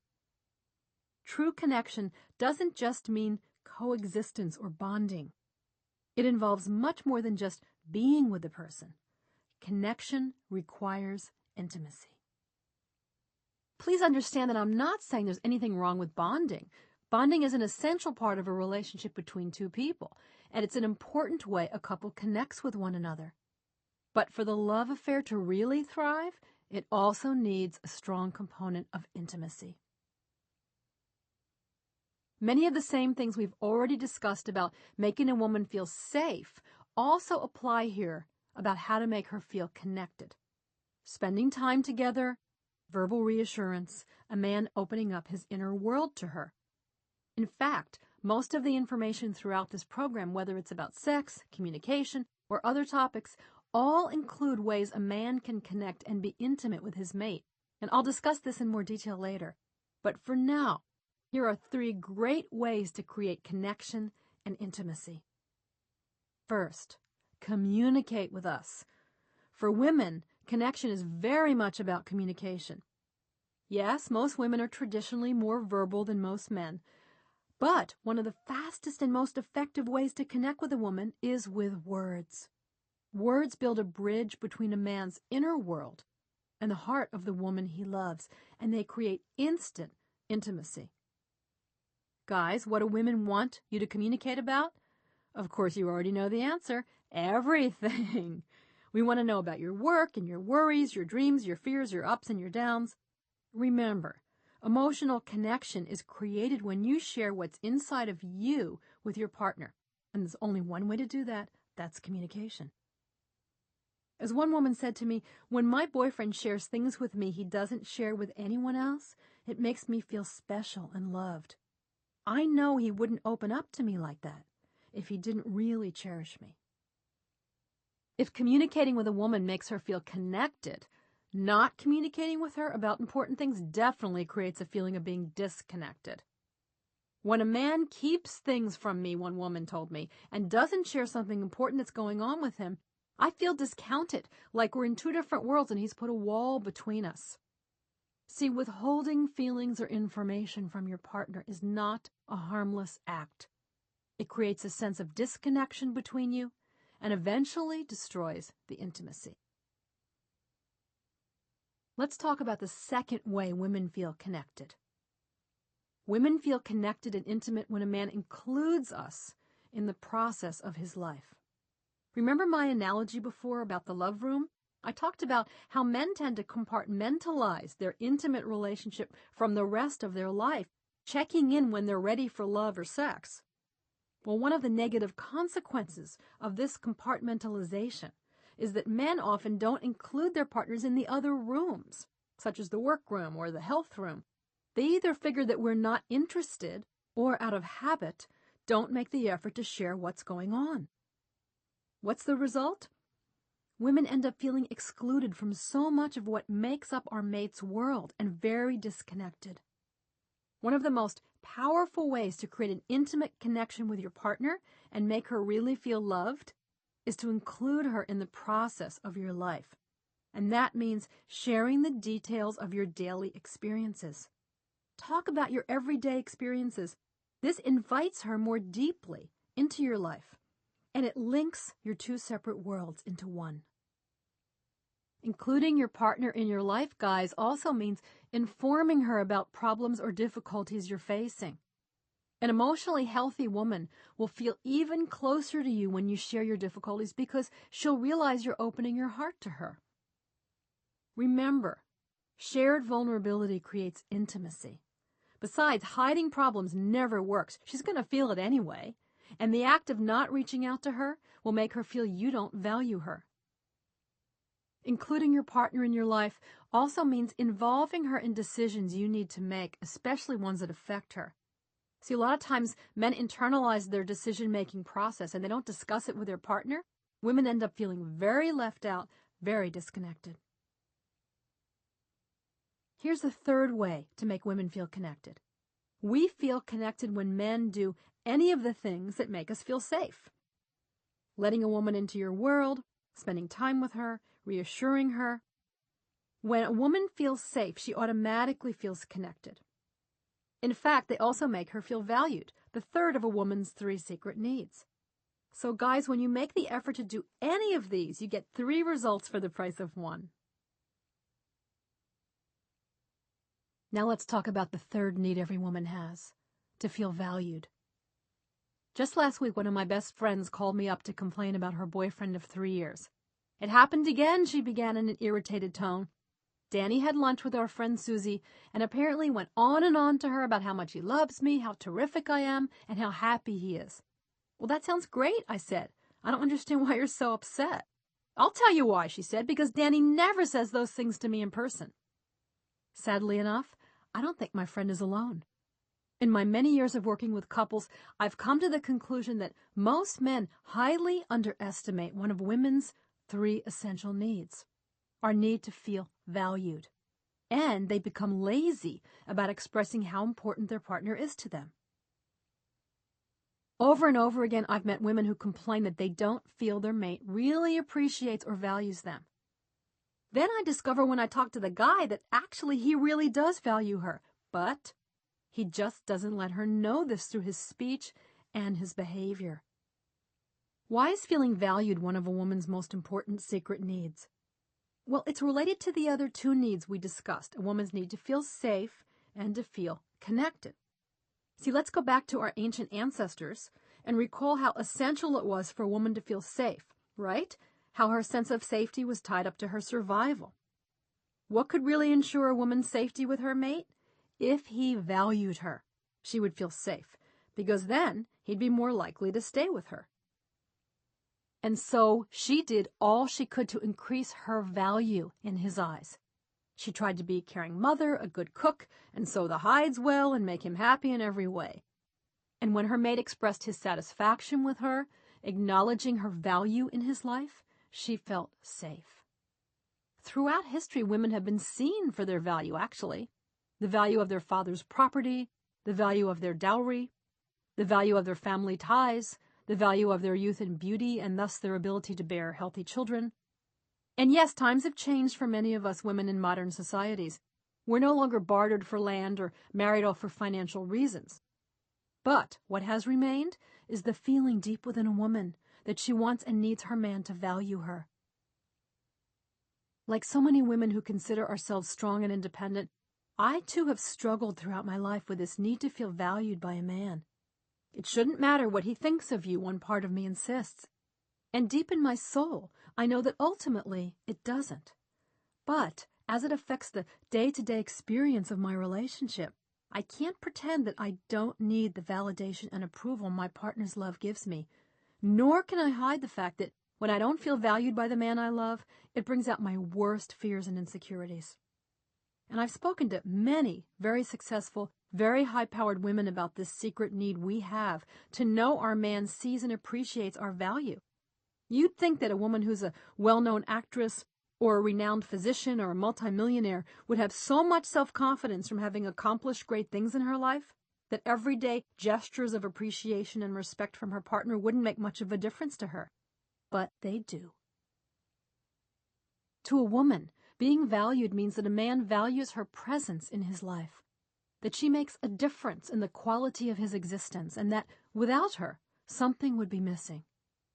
One woman wrote in my survey, "I feel valued when my husband makes it clear that he'd be unhappy if he couldn't be with me."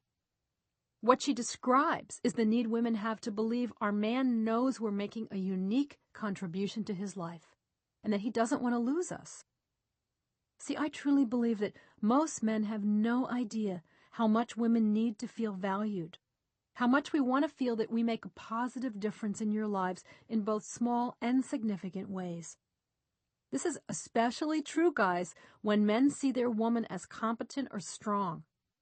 They wrongly assume that this confidence means we already feel so good about ourselves that we don't need them to tell us how wonderful we are, but of course we do. There's an old joke where the wife says to her husband, "George, do you love me?" And George answers, "I'm here, aren't I?" Well, as amusing as this may be, it's unfortunately one of the misunderstandings men have about women. That once they've made a commitment to be in a steady relationship or live with us or get married, we should know from that moment on how much they appreciate us and not bother them anymore. Guys, a woman needs more than just your participation, your presence in the relationship to feel you value her. We need you to demonstrate your appreciation of our value through actions and express your appreciation through words. Sorry, guys, but just showing up isn't enough unless you want to turn your woman into a needy, insecure basket case.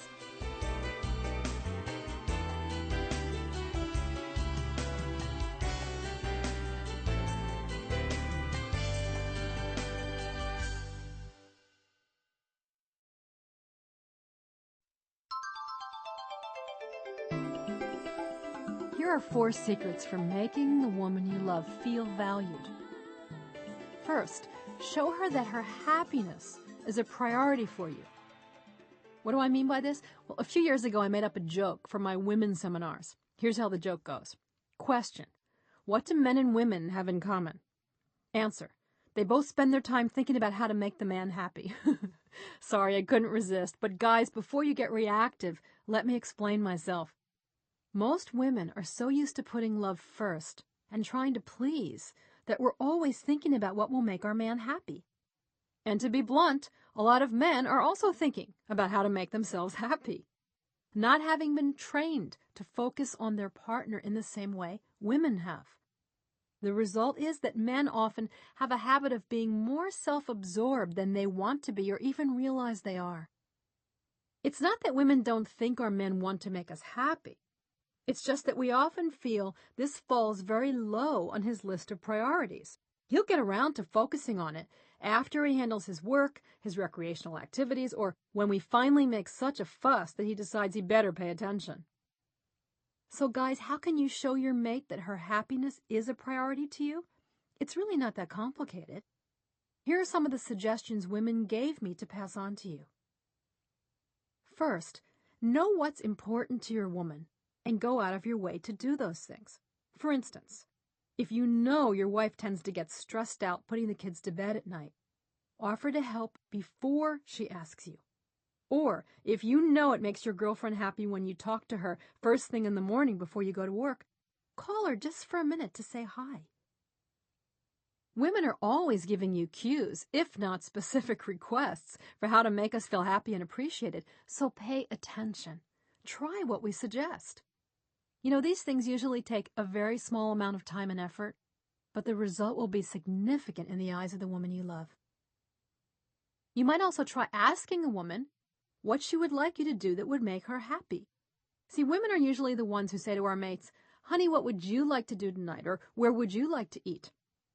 We can be experts at being accommodating, checking out what our partner wants before we reveal our own preferences. So when a man takes this role with us, we're ecstatic. He asked me what I wanted to do tonight, we think to ourselves. I feel so pampered, so taken care of. Yes, it's really that easy. I'm not exaggerating, guys. As one woman wrote to me, "When my boyfriend knows what's important to me and goes out of his way to do it, I feel so loved because he's showing me he cares about what I think and feel." Now here's a secret way to score a big jackpot and make your woman feel really, really valued. Sit down with her and ask, "Darling, is there anything I can do to make you happier?" Okay, guys, before you roll your eyes in disbelief, think about the question. If you really love your partner, don't you want to know what would make her happier? So why not ask her instead of trying to figure it out for yourself? Finally, one way to show a woman she's a priority is by giving her your time. When you plan time with your partner, she feels you've made her important, that her happiness is valuable to you. Don't make her beg for it. Go out of your way to share your time, even if it's in little doses. More than any present, it will make her feel special and treasured. Here's another way to make women feel valued. Show interest in her life. Guys, I hate to say this, but sometimes men can be unbelievably self-absorbed and self-centered. I know men don't mean to be that way, and they're usually really surprised when it's pointed out to them because they really have good intentions. But remember, most men aren't trained to be focused on caring for the needs of others the way women are. So it's easy to fall into a selfishness trap without knowing it. It's for this reason that I even have to remind guys to show interest in their women's lives, that women need to feel valued this way. Sometimes, guys, you just simply forget. Pay attention to what's going on with her. Do you know that if a woman went on a TV game show with her husband and one of her best girlfriends, her girlfriend might win the prize if the test was about which one of them knew the woman better? That's because her friend probably pays much closer attention to the details of what's going on in the woman's life than even her husband does. So guys, ask her questions about the activities that are important to her. Ask her for updates on the events of her life. Check back with her on how things went after an event is over. Bring up topics you know she's been wanting to talk about with you. A little effort on your part will make her feel as if you care about what she cares about and that you really value her. Try asking a woman what she's thinking and feeling. One of the ways a woman often tries to enter a man's inner world is by asking him, "What are you thinking about, honey?" For the record, let me just say I am well aware that most men hate that question. It puts men on the spot to come up with an instant answer and probes into areas many men don't want to discuss. But as women, our intention in asking is to let our mate know that we care about what's going on inside of you. So when you ask a woman, "What are you thinking?" or "What are you feeling?" it's an easy way to show your interest in her life. She'll truly appreciate your effort, and you'll probably find out a lot more about her than you realized. Here's our third secret about how to make a woman feel valued. Show her you need her and that you value her input. You know, if a man asked me to choose one thing he could do to make his partner feel loved and valued, I would say that he should find a way to tell and show her how much he needs her. Do you know that most women have no idea how much their man truly needs them in his life? Time and time again in my work with couples, a woman will tell me how much she's hurting because her husband doesn't love her as much as she loves him, or he doesn't seem to need her at all. He wouldn't miss her if she was gone. But when I talk to the husband, I'm surprised to hear him profess deep love for his wife and confess how much he does need her. If men do need us so much, why don't women know about it? Perhaps, guys, it's because you don't show or tell us. Men are so interested sometimes in appearing self-sufficient and independent. The idea that they need their partner can be a little unsettling, even frightening. But the result is that often you unconsciously try to prove to yourself that you really don't need your sweetheart as much as you do. So, you don't ask for her help or her support, you discount her advice, you leave her out of the decision-making process. And how do these behaviors make a woman feel? Like you don't need, respect, or value us at all. And this really hurts. So find opportunities to tell the woman you love that you need her, whether it's letting her know you miss her when you aren't together, or sharing the fact that you can't imagine your life without her. Let her contribute to you and your life. You know, many men have a difficult time receiving from women, even from the women they love. There are many reasons for this: the need to feel autonomous, a fear of being controlled.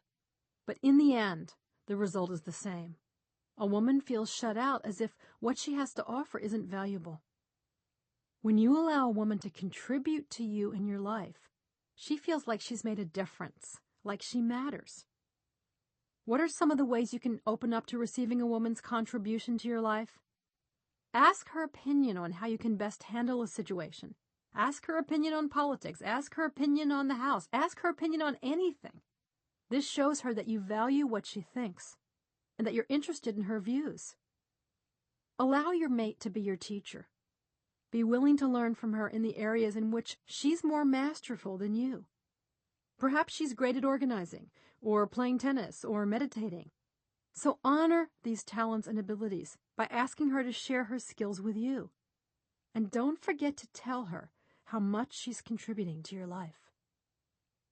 Another reminder: ask for help and advice, and don't refuse it when she offers. Men can be so proud and stubborn. I'm sorry to say it so bluntly, but guys, you know it's true. Because somewhere in the last several thousand years, the male brain was programmed to believe that if you received help in doing something, the accomplishment wouldn't count as much, or you wouldn't get the same credit. Therefore, figuring things out alone seemed much more admirable and made you a bigger and better man.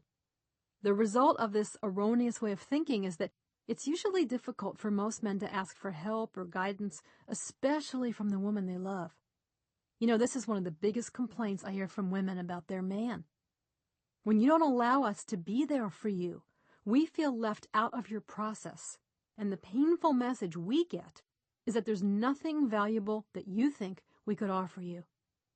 Now, guys, I know that every primal fear cell in your body screams, "Don't tell a woman how freaked out you are. She'll use it against you." Maybe some disturbed women will, but most of us won't. Most of us, if you give us a chance, will simply do our best to be supportive, to be smart where we feel our ideas may be helpful, to be caring and compassionate. Perhaps in the end, what we say won't make a difference or help you find a solution to your problem, but I promise that the hug and the kiss we give you will make you feel just a little bit better, and we'll feel like we were able to contribute something to you during a hard time, even if it's just our love. The fourth secret for making a woman feel valued is show her that you don't take her for granted. How can he treat me like this if he loves me? Have you ever found yourself pondering this question about your partner, ladies? I know I have, and so have most women at one time or another. Over the years, through my profession and in my own relationships, I've learned an amazing fact about men that answers that question. Men don't always see the connection between how they behave towards women and how we end up feeling in the relationship. I know this sounds really strange, but it's true. Perhaps this explains why men with perfectly good hearts often appear to be clueless about why their mate is upset with them. How can she think I don't appreciate her, that I take her for granted? A man will ask me when we're discussing his wife's unhappiness. I'm crazy about her. As I talk more with him, I discover that indeed he does adore his wife.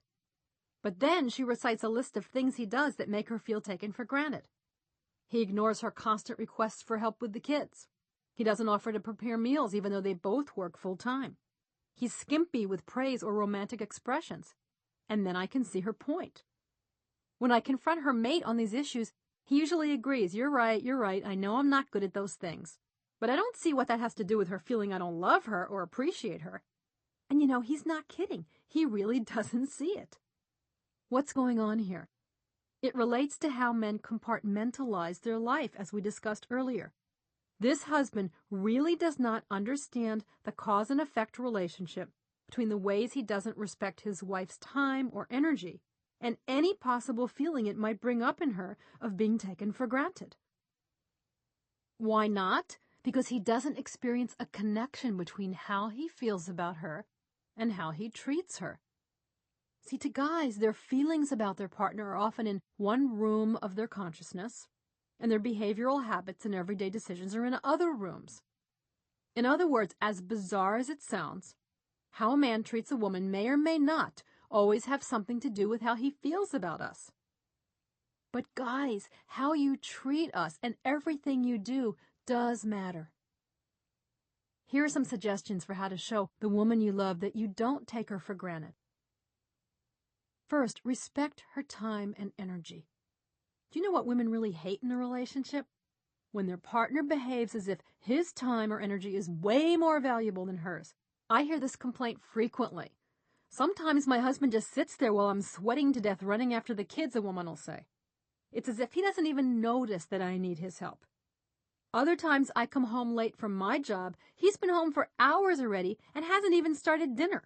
It makes me feel like he doesn't care at all about my time. What can men do? Ask her if she needs help with the children or the house. Don't wait for your wife to collapse. Offer your help even when she doesn't ask or seem to need it. Just because we seem to be handling everything doesn't mean we're happy about it. We'll be so appreciative that you want to contribute. Another thing to do is to respect her time and schedule by communicating responsibly. If you know your partner's waiting for you to call or to finalize some plans, don't just ignore her without communicating in some way. Telephone to say you can't really talk until you finish a project, or let her know you do want to plan a weekend away but can't discuss it for a few more days. Tell her when you're going to be late. Finally, don't push a woman's limits, even if she doesn't push back. Guys, don't take your partner for granted, even if she allows you to. Don't push her, don't test her. Don't see what you can get away with and become lazy or disrespectful in the relationship. As women, we're fighting hard every day against our own conditioning that advises us not to stand up for ourselves or not to scare a man off with too many expectations. So we need to work on healing old emotional wounds from mistreatment in the past. But men, you can really help by treating us with respect even during those times when we would settle for less. Remember, there's no victory in getting away with giving less than you should in love. We've been talking about the 3 secret needs every woman has: the need to feel safe, the need to feel connected, and the need to feel valued. We covered a lot of material, and I know it's not easy to remember all of it, especially if you're in the middle of a difficult moment in your relationship. So here are 3 simple questions you can ask yourself in emotionally stressful times. Guys, when you notice your partner's exhibiting symptoms of being unhappy or unfulfilled, ask yourself these questions. First, what can I do to make her feel safe right now? Second, what can I do to make her feel connected right now? Finally, what can I do to make her feel valued right now? Then try one of the suggestions we've discussed. Remember the amount of effort it will take to do or say something that will help her make an emotional shift is nothing compared to the amount of energy you'll have to expend dealing with her continuing to be upset. Addressing one of her 3 secret needs is a small investment with a really big payoff. And ladies, it's important for you to realize that sometimes in our love life, we discover we're feeling awful and we aren't sure why. When you suddenly find yourself suffering in your relationship, it may very well be because one or more of your 3 basic needs isn't being met. In some way, you aren't feeling safe or connected or valued. So ask yourself the same questions. What do I need to feel safe right now? What do I need to feel connected right now? What do I need to feel valued right now? The more familiar you become with your 3 secret needs, the more you'll be able to honor them and create the kind of life you deserve. In this next part of the program, we're going to be talking about love, intimacy, and communication. No beauty treatment, no expensive outfit, no fancy jewels can make a woman look as radiant as when she's feeling truly loved by the man in her life. Nor can any of these things cover up the look of sadness, heartache, and emptiness a woman has when she's not feeling loved. We can tell when we gaze at ourselves in the mirror what our heart is feeling. It speaks to us through our face, through our eyes, and it never lies. And when we see other women, we can see their hearts as well, and we know when a woman is loved, and when, on the other hand, she's hungry for love. What does it take to put that loved look on a woman's face? I call it feeding a woman's heart, making sure she's not starving for love. It's learning how to be a real lover in the true sense of the word, not just in the bedroom, but outside the bedroom. There's a famous research study that focused on orphanages in Europe, which were populated with infants who'd been abandoned at birth, many of them really sick and malnourished. The study came out because the doctors at the orphanages noticed a marked difference in the growth weight of the babies. Some babies seemed to be developing and thriving at a much faster rate than the others, who mysteriously didn't seem to be doing well at all. Well, at first the doctors were puzzled. All the infants were being fed the same formula and given the same medicine. All were kept in the same nursery, exposed to the same amount of light and the same schedule. Why were some developing so rapidly and some struggling? Then the doctors discovered something very interesting. Several nurses assigned to certain babies were in the habit of giving the infants more than just the required medical care. They picked up the infants, held them, talked to them sweetly, stroked their heads, and sang songs to them. The other nurses were more perfunctory in their duties, and though they were gentle with the infants, didn't really do more than their job required. Sure enough, when the doctors analyzed the data, they found that the infants who were being held and loved had a much higher growth rate than the babies who were not touched or talked to. What conclusion can we draw from this? It has to do with the miraculous power of love. From the time we enter this world, we need more than food, water, and air to live a meaningful life. We need love. When our heart is fed with intimacy, affection, and communication, this primal hunger for love is satisfied. But when we're deprived of these things, our heart is hungry, and we become what I call love-starved. I believe that many men and women are walking around love-starved and don't even know it. They're hungry for attention, for affection, for appreciation, for love, just like those infants who were not touched or nurtured. Now, sadly, I'm not just talking about single people, but people in a relationship with a partner who, perhaps without realizing it, is emotionally starving them by not adequately feeding their heart. When we're in a relationship with a man and we're love-starved, we're not getting enough of the things we need to feel safe, valued, and connected, and we end up feeling a deep emptiness inside of us. How do many of us deal with that emptiness? We try to fill it and ourselves up with other things. Food, alcohol, drugs, shopping, work, taking care of people, you know the list. The truth, however, is that there's really only one thing we're missing, one thing we're hungry for, and it can't be replaced by experiences that give us a temporary high or a fleeting sense of fullness. What we're missing is love. Now, please know, I'm not saying that if you aren't in a relationship, you're love-starved and all dried up. The truth is, if you're loving yourself and regularly connecting with people you care for, your heart is being fed. What I'm referring to is what happens in an intimate relationship when, in order for the bond between you to remain strong, you need a certain amount of love to flow back and forth.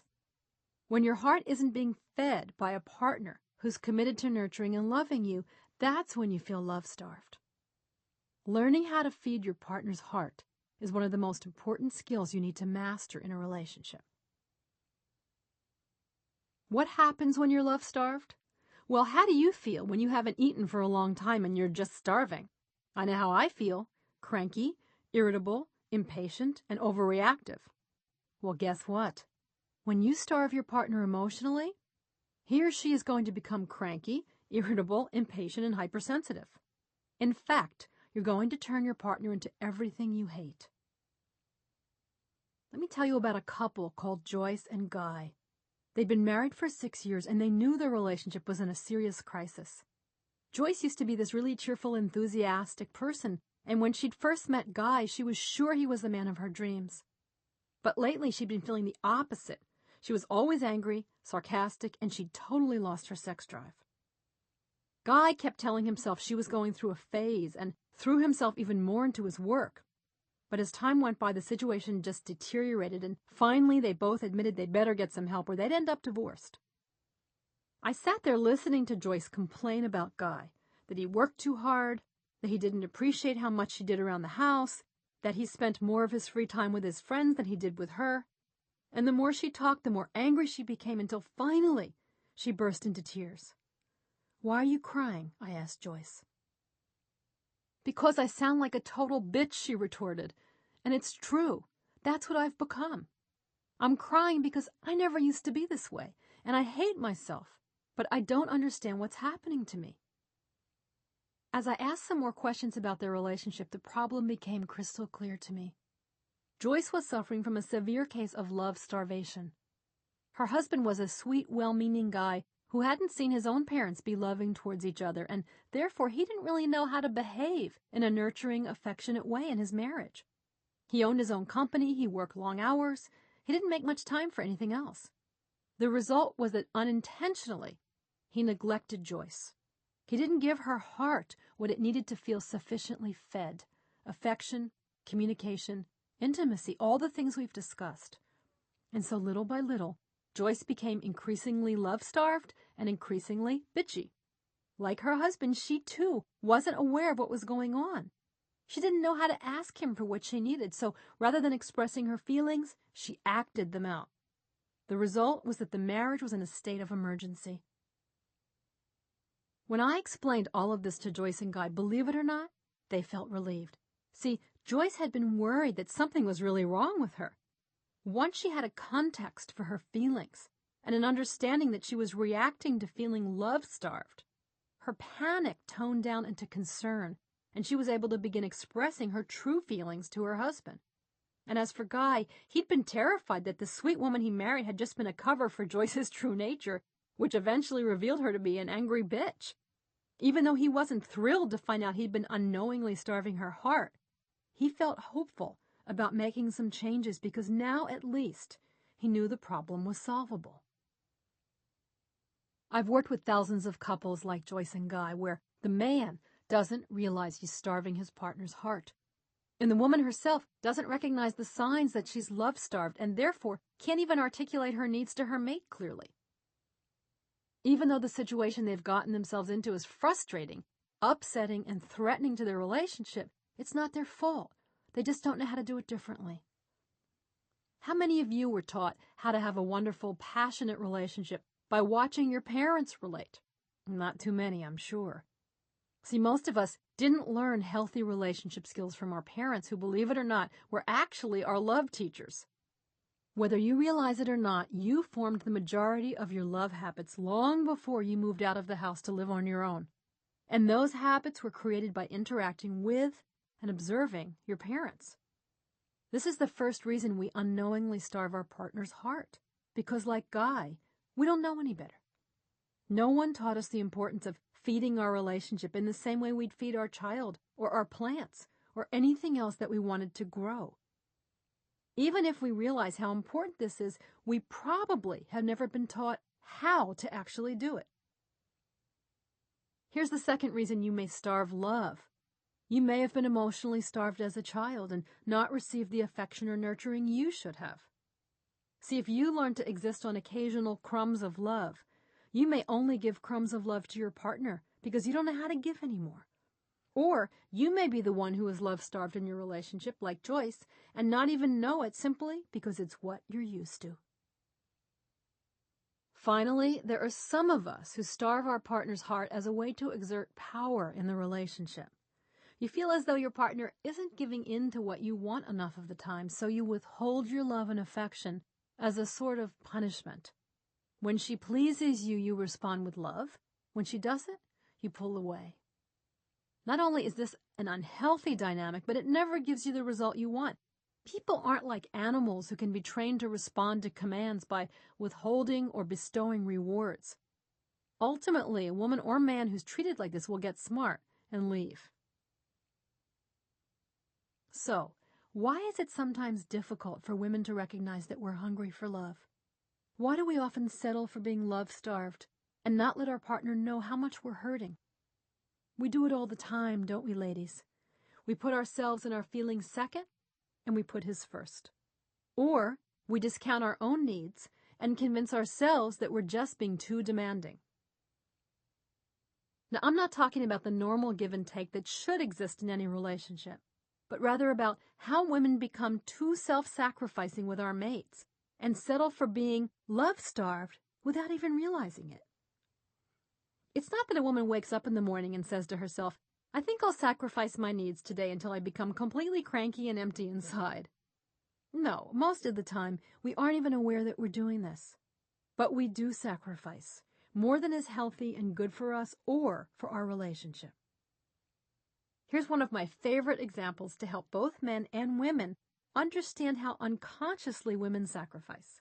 I call it the fish quiz. It's designed for women to take and men to learn from.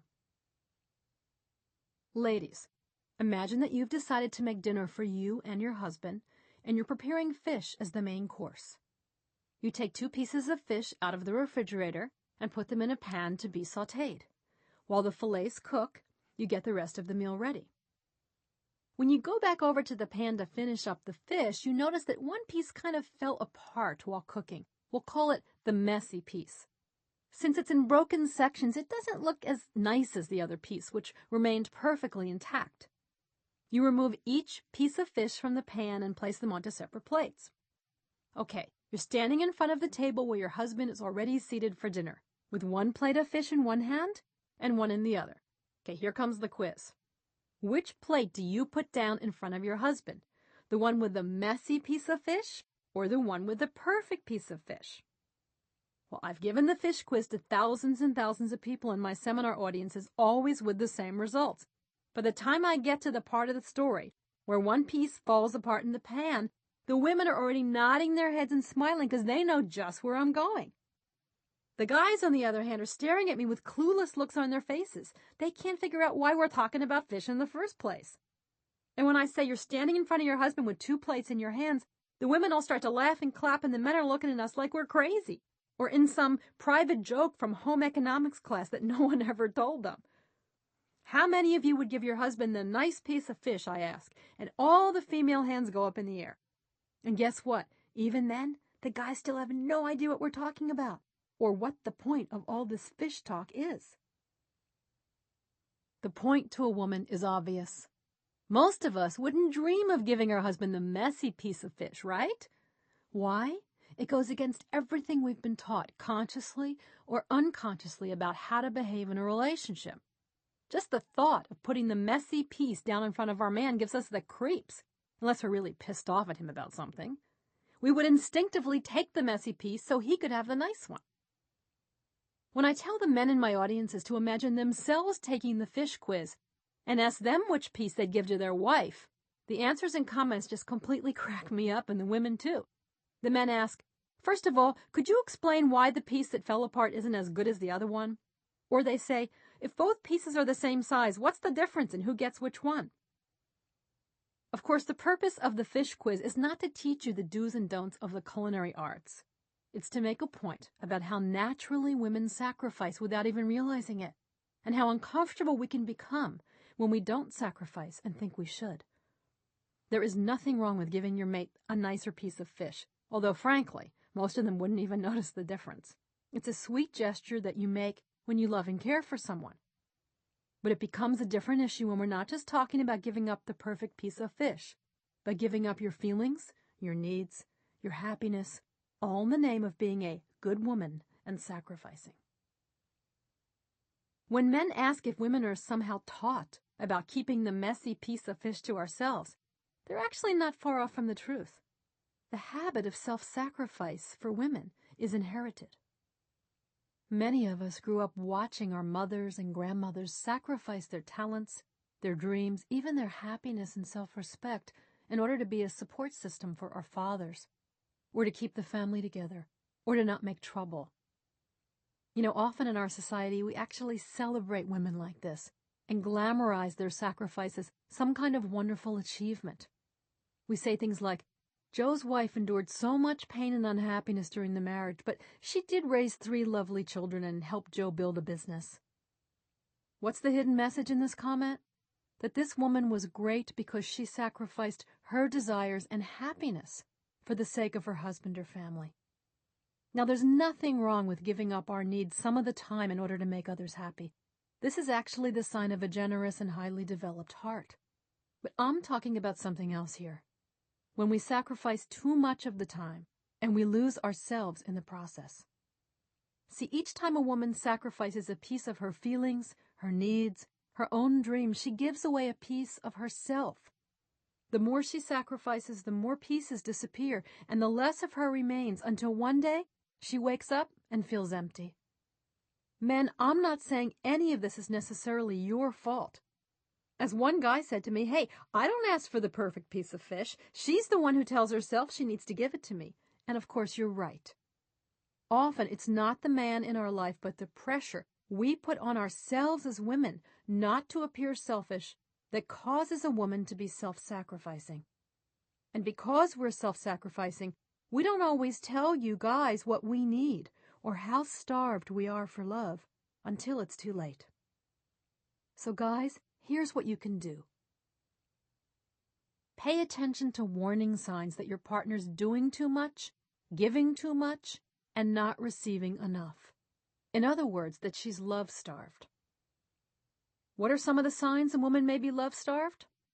She's irritable, she's depressed, needy, fanatically busy, sexually turned off, emotionally distant. She's eating poorly or too much, numbing herself with drugs or alcohol. All of these are possible warning signs. Don't wait for your woman to fall apart or blow up or break down to be concerned about her. Remember, we probably won't tell you how bad things are, how stressed out we feel, how emotionally exhausted we've become on our own. Look for signs that we're giving more than we're getting, that we're sacrificing too much. The second thing men can do is to ask a woman how she's doing. You may not even notice how many times a day your wife or girlfriend asks you how you're doing, how you're feeling, how your day went, and other questions designed to make sure you're okay, to determine if you need anything she can give you. But if you're like most men, you probably don't check in with her like this. Ask her how her meeting went, how the kids behaved, how her car's running after the checkup, how her headache is, how she's feeling about the conversation she had with her sister. Ask her anything. One common mistake guys make is assuming that if they can't fix the situation, why bother asking their partner about it? As one man said to me, look, I know I can't do anything about the problem my wife is going through at work, so I guess I don't ask her how she's doing, because no response I give her is going to make a difference. But here's what you need to remember. Even if a woman tells you she's not doing well and you can't say anything to make her feel better, just the fact that you asked will feed her heart and make her feel more loved. Your concern will always make a difference. Third, ask a woman what you can do for her. Women are used to feeling we have to do everything ourselves, from taking care of the house, looking after the kids, making the plans, organizing and coordinating everyone's schedule, buying and cooking food, often on top of holding down a part or full-time job. Even if we complain about this from time to time, usually we silently bear these responsibilities and tell ourselves it's just part of being a woman. So when a guy actually asks us what he can do for us, we're surprised, delighted, and supremely grateful. When my husband offers to help me put the kids to bed or straighten up the kitchen, one woman said to me, I just melt. He thinks he's being polite, but it makes me feel like he really cares. It may sound strange, but it affects me almost like foreplay. I feel so much love for him that later on, I'm definitely more in the mood to fool around, rather than feeling resentful that I had to do everything myself. Now, I admit, women may not always easily relinquish these tasks to you guys since we secretly feel we can do them better. But we will be appreciative that you offered, and our heart will definitely feel fed. We've been talking throughout this program about the many ways we make our partner feel unloved or unappreciated and how all of these can starve the relationship. Here are a few more common ways you may be starving your partner and your relationship without even realizing it. First, sometimes we neglect our partner or the relationship until there's a big problem. See, think about your car. None of us would get in the habit of waiting to fill up our car with gas until it was totally empty, right? Yet that's the approach many people, especially men, often take in their love life. You wait to give the relationship attention until there's a big problem. It's not that you don't care. It's that somehow your love life gets put in the bottom of your priority list after work, hobbies, exercise, etc. And as we've seen, men don't put love first, or sometimes even second or third. It's almost as if sometimes men put off dealing with a relationship for as long as possible, like waiting until the gas gauge is almost empty before filling the tank. However, this habit can have the same result in your love life as it has with your car. Before you know it, you've run out of gas. Now, guys, I know it's not always easy and certainly not always fun to put time and energy into feeding your relationship. You'd probably rather watch a game on TV or surf the internet or even work overtime, anything to avoid hearing your woman tell you what she's not happy about. But the more you feed your partner's heart, the more you'll want to be intimate and connect because it will feel so good. I've said this before and I'll say it again. Don't wait until your partner's about to walk out the door to finally listen to her complaints. Don't wait until she's so love-starved that she's shut her heart down. Don't wait until your relationship is in an emergency state to pay attention to it. Do it now. You know, at the end of our life, none of us is going to say, I wish I'd spent more time at the office. I wish I'd spent more time watching TV. I wish I'd gone to the gym more. No, I really believe we'll say, I wish I'd loved more. I wish I'd let the people I love know how much I cherish them. And that's what we're talking about here. Another way we commonly starve love in relationships is by putting the kids first. Now, I'm going to say something I feel strongly about that may not be politically correct, but I believe with all my heart that it's true. When you put your relationship with your children ahead of your relationship with your partner, you're making a mistake that could eventually destroy your marriage. Being a parent means loving and nurturing your children. But in your good intentions to always give them attention and always be there for them, you may unknowingly be starving your partner of the love she needs. I've seen this pattern occur over and over in marriages where one or both partners focuses most of their emotional attention and energy on the kids, making them the glue that holds the relationship together. One day, the kids grow to a certain age, or maybe go off to college, and the couple turns to each other and realizes they're like strangers. Their relationship is dead. How did it die? They starved it of the love, the intimacy, and the connection that all relationships need in order to survive. They gave everything to the kids and nothing to each other. And they end up with great kids and a non-existent marriage. Every time you feed your partner's heart, know that you are feeding your children's hearts as well. For the love the two of you share will overflow and bless your whole family with happiness. The greatest gift you can ever give your children is the gift of a happy and lasting marriage. But that's going to take work on your part. I hope by now you're convinced that feeding your partner's heart is essential in a relationship. So how do you do it? Well, I call it the love diet. The love diet is an easy way to remember and practice feeding your partner's heart and being a wonderful lover outside the bedroom. It's simple and it's fun. See, when you study nutrition, you learn about the basic food groups, right? Vegetables, grains, protein, dairy, and you have to have some of these each day. Well, emotional nutrition is the same. Feeding your partner's heart means making sure you give him or her all of the basic emotional food groups. What are these?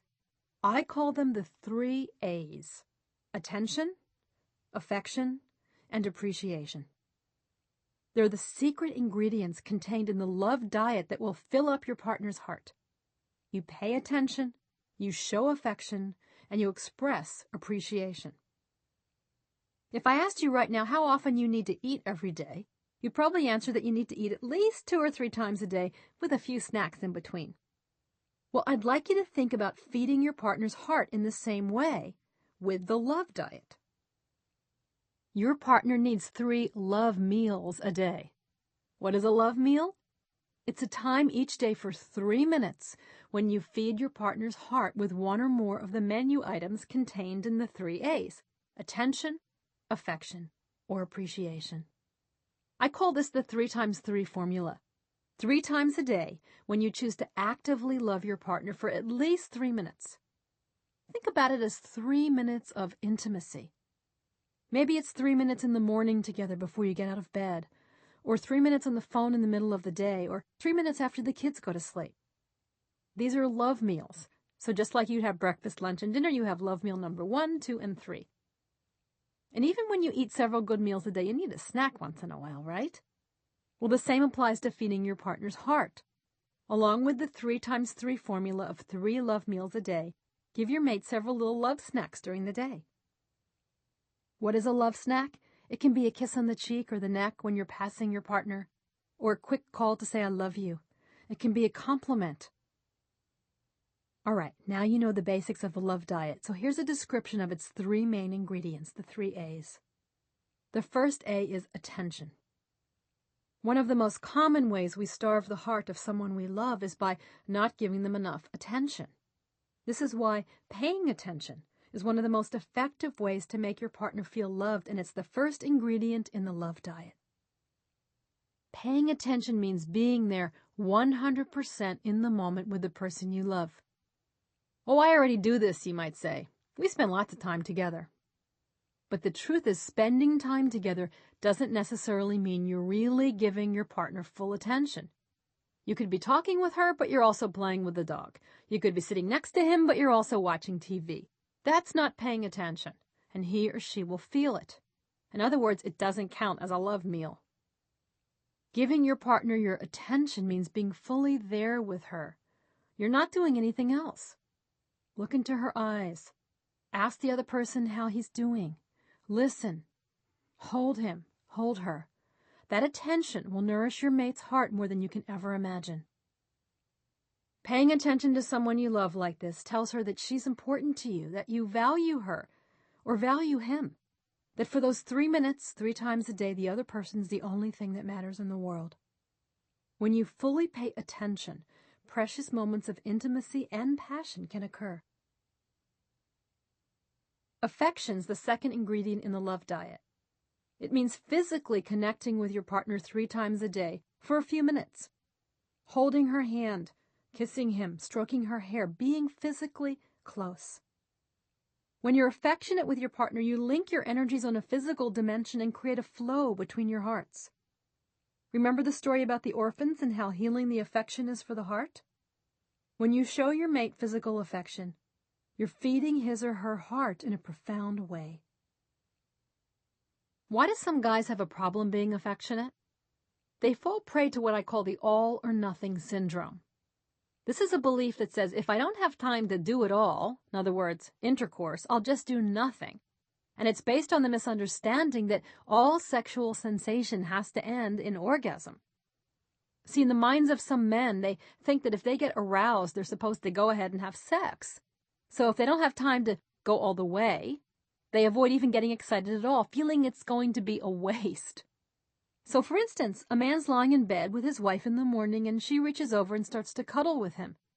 He begins to feel attracted and aroused, but he realizes he has to get out of bed in 5 minutes or he'll be late for work.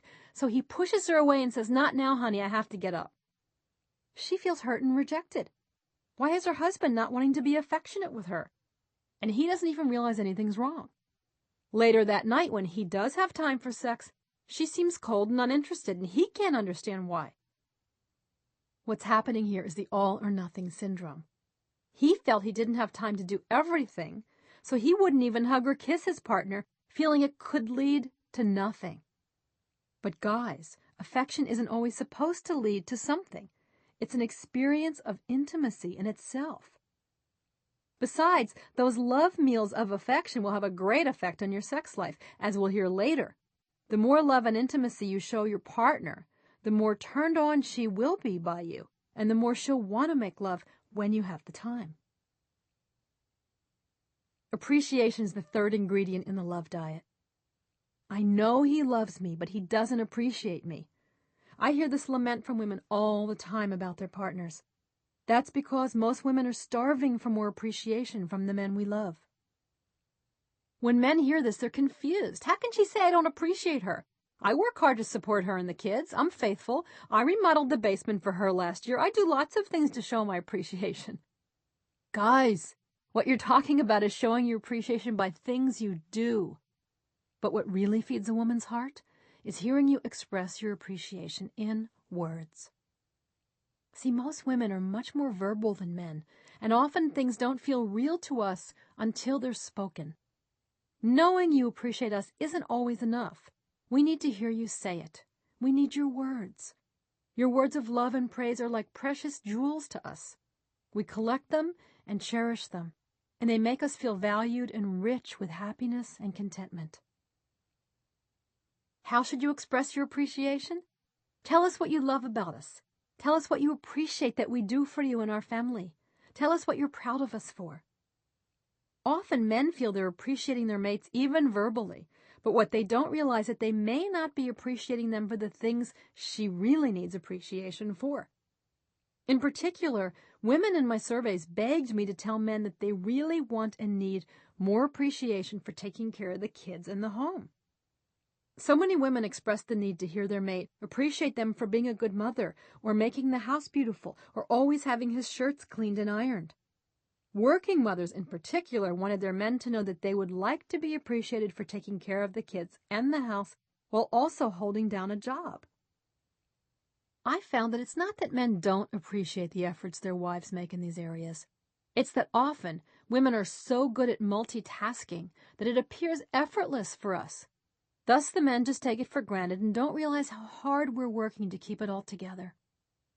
It may look easy, guys, but it's not. You cannot imagine how hearing you say, "Thanks for dinner," or "I really appreciate you remembering to make my dentist appointment," actually feeds our heart with love. Here's a simple and powerful technique for feeding your partner's heart with appreciation. I call it a gratitude snack before bed. It's a way you can express your appreciation and gratitude to your partner for something she or he did that day. Get in bed, and before you go to sleep, just take a minute to thank your mate for something from the day. Thanks for watching the kids tonight so I could go to the gym. Or thanks for making my favorite pasta for dinner. Or thanks for being so patient with me this morning when I was grumpy. It's wonderful to take turns giving each other little gratitude snacks. You'll be amazed at how much you can find to be grateful for once you put your attention on it. By the way, don't be surprised if your gratitude snack turns into another kind of more physical snack. Love is, after all, the best kind of foreplay there is. I came up with the 3 A's because men so often would say to me, "I want to be a better husband, but I'm not sure what to do."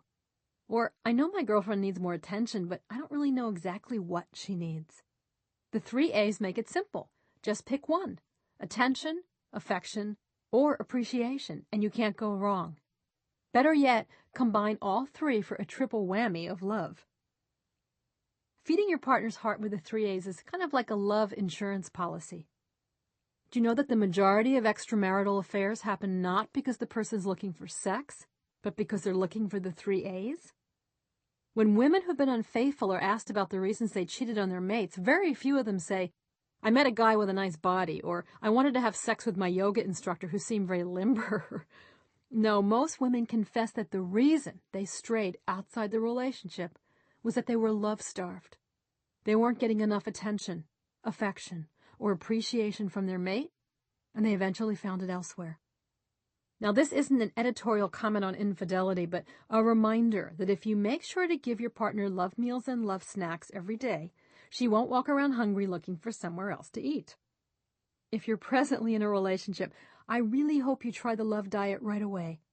Make a commitment to do it for just 1 week, 3 times a day, 3 minutes. That's just 9 minutes, using the 3 A's, a few love snacks in between. And you'll be amazed at the results. Your partner will glow with love, and you'll feel more in love. Now it's time to talk about what women want men to know about communication. Nothing is more frustrating than sitting across from the person you love the most in the world and realizing that at times you simply can't talk to him or her without some kind of tension or upset developing. If you've ever been in love, I'm sure you're all too familiar with this feeling.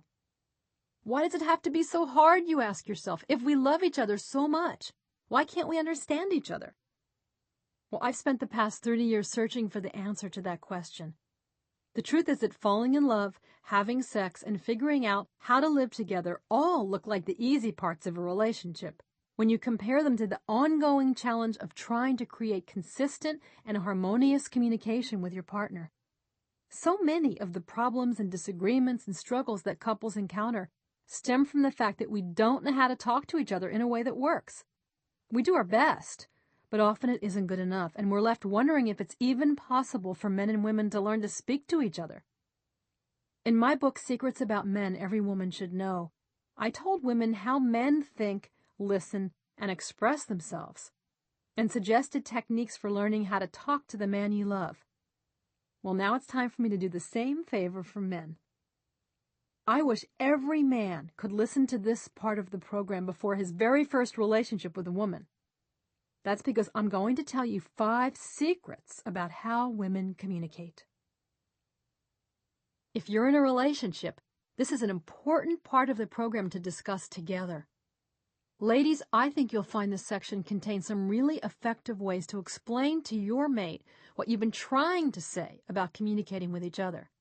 And guys, after listening to these 5 secrets, you won't ever be able to complain that you don't understand how women communicate. Communication secret number 1. Women love to talk because it creates connection. Here's a scenario. A woman sitting on the couch with her sweetheart after dinner. He picks up the remote control, ready to turn on the television, and she turns to him and says, "Honey, let's just talk for a while." Instantly tensing up, he says, "Why, is there a problem?" Does this exchange sound familiar? If you've ever been in a relationship, I know it does. This scene is replayed millions of times each day in households all over the world as women try to talk to their partners and men try to avoid the conversation at all costs. For many men, "let's talk" are dreaded words. They hear them and immediately sigh, grunt, grit their teeth, and prepare for the worst. Whether they respond with, "What's the problem?" or "Do we have to?" or "Let me sit here in peace, I worked hard all day," the message women receive is the same. I don't want to talk to you. No matter how much we understand about men, no matter how many times we go through this, women still feel hurt and confused when a man responds this way. Why? Because we love to talk, especially to our partner. When we talk to you, it creates intimacy. It creates connection. We don't have to have a reason to want to talk other than this, the desire to feel close to the man we love. See, this is why it baffles women when we suggest talking and men react by saying, "Why, what's wrong?" Or, "Uh-oh, here we go again," as if the only reason to talk to the one you love is when there's a big problem. Guys, this is one of the most important secrets about how women communicate you need to understand. For a woman, talking is a way of loving, connecting, exchanging energy. The process of communicating itself is the goal, rather than any particular outcome. I once heard a really funny analogy to how when a woman says, "Let's talk," a man wants to know what the purpose is, as if there should be a purpose. Imagine a man says to his wife, "Let's make love," and she answers, "Why? Do you want to make a baby?" See, if a woman responded this way to a man's request to make love, he'd think she was really strange. But isn't it the same thing? Although making love can have the goal of getting a woman pregnant and creating a child, we usually do it just for the sheer joy of doing it, and not with a particular outcome in mind. In the same way, although having a conversation can have the goal of clearing up a problem or exchanging important information. Often, its purpose is in the process of connecting with words, and not for any other reason. Now, I admit, sometimes when women say, let's talk, it's indeed a precursor for dropping a verbal bomb of complaints and criticisms on our partner. I do warn women against doing this in my book, Secrets About Men Every Woman Should Know, and I suggest that instead they give their mate a verbal preview of what they'd like to talk about. Ask him if now is a good time for a discussion. But ladies, if you're in the habit of pouncing unannounced on your partner with negative feedback, he'll dread any invitation to converse, fearing that what's coming will always be unpleasant. Here's an important secret about women for both men and women to understand. Women are what I call process-oriented. It's in the process of an experience itself that we find meaning, whether or not we accomplish a specific goal. See, that's why two women can sit down and say, let's talk, and not have any agenda in mind, or why a mother can play with her child for hours without having to achieve anything. It's why we know that just being with someone we care for who's in pain will make a difference, even if we don't actually produce a helpful result.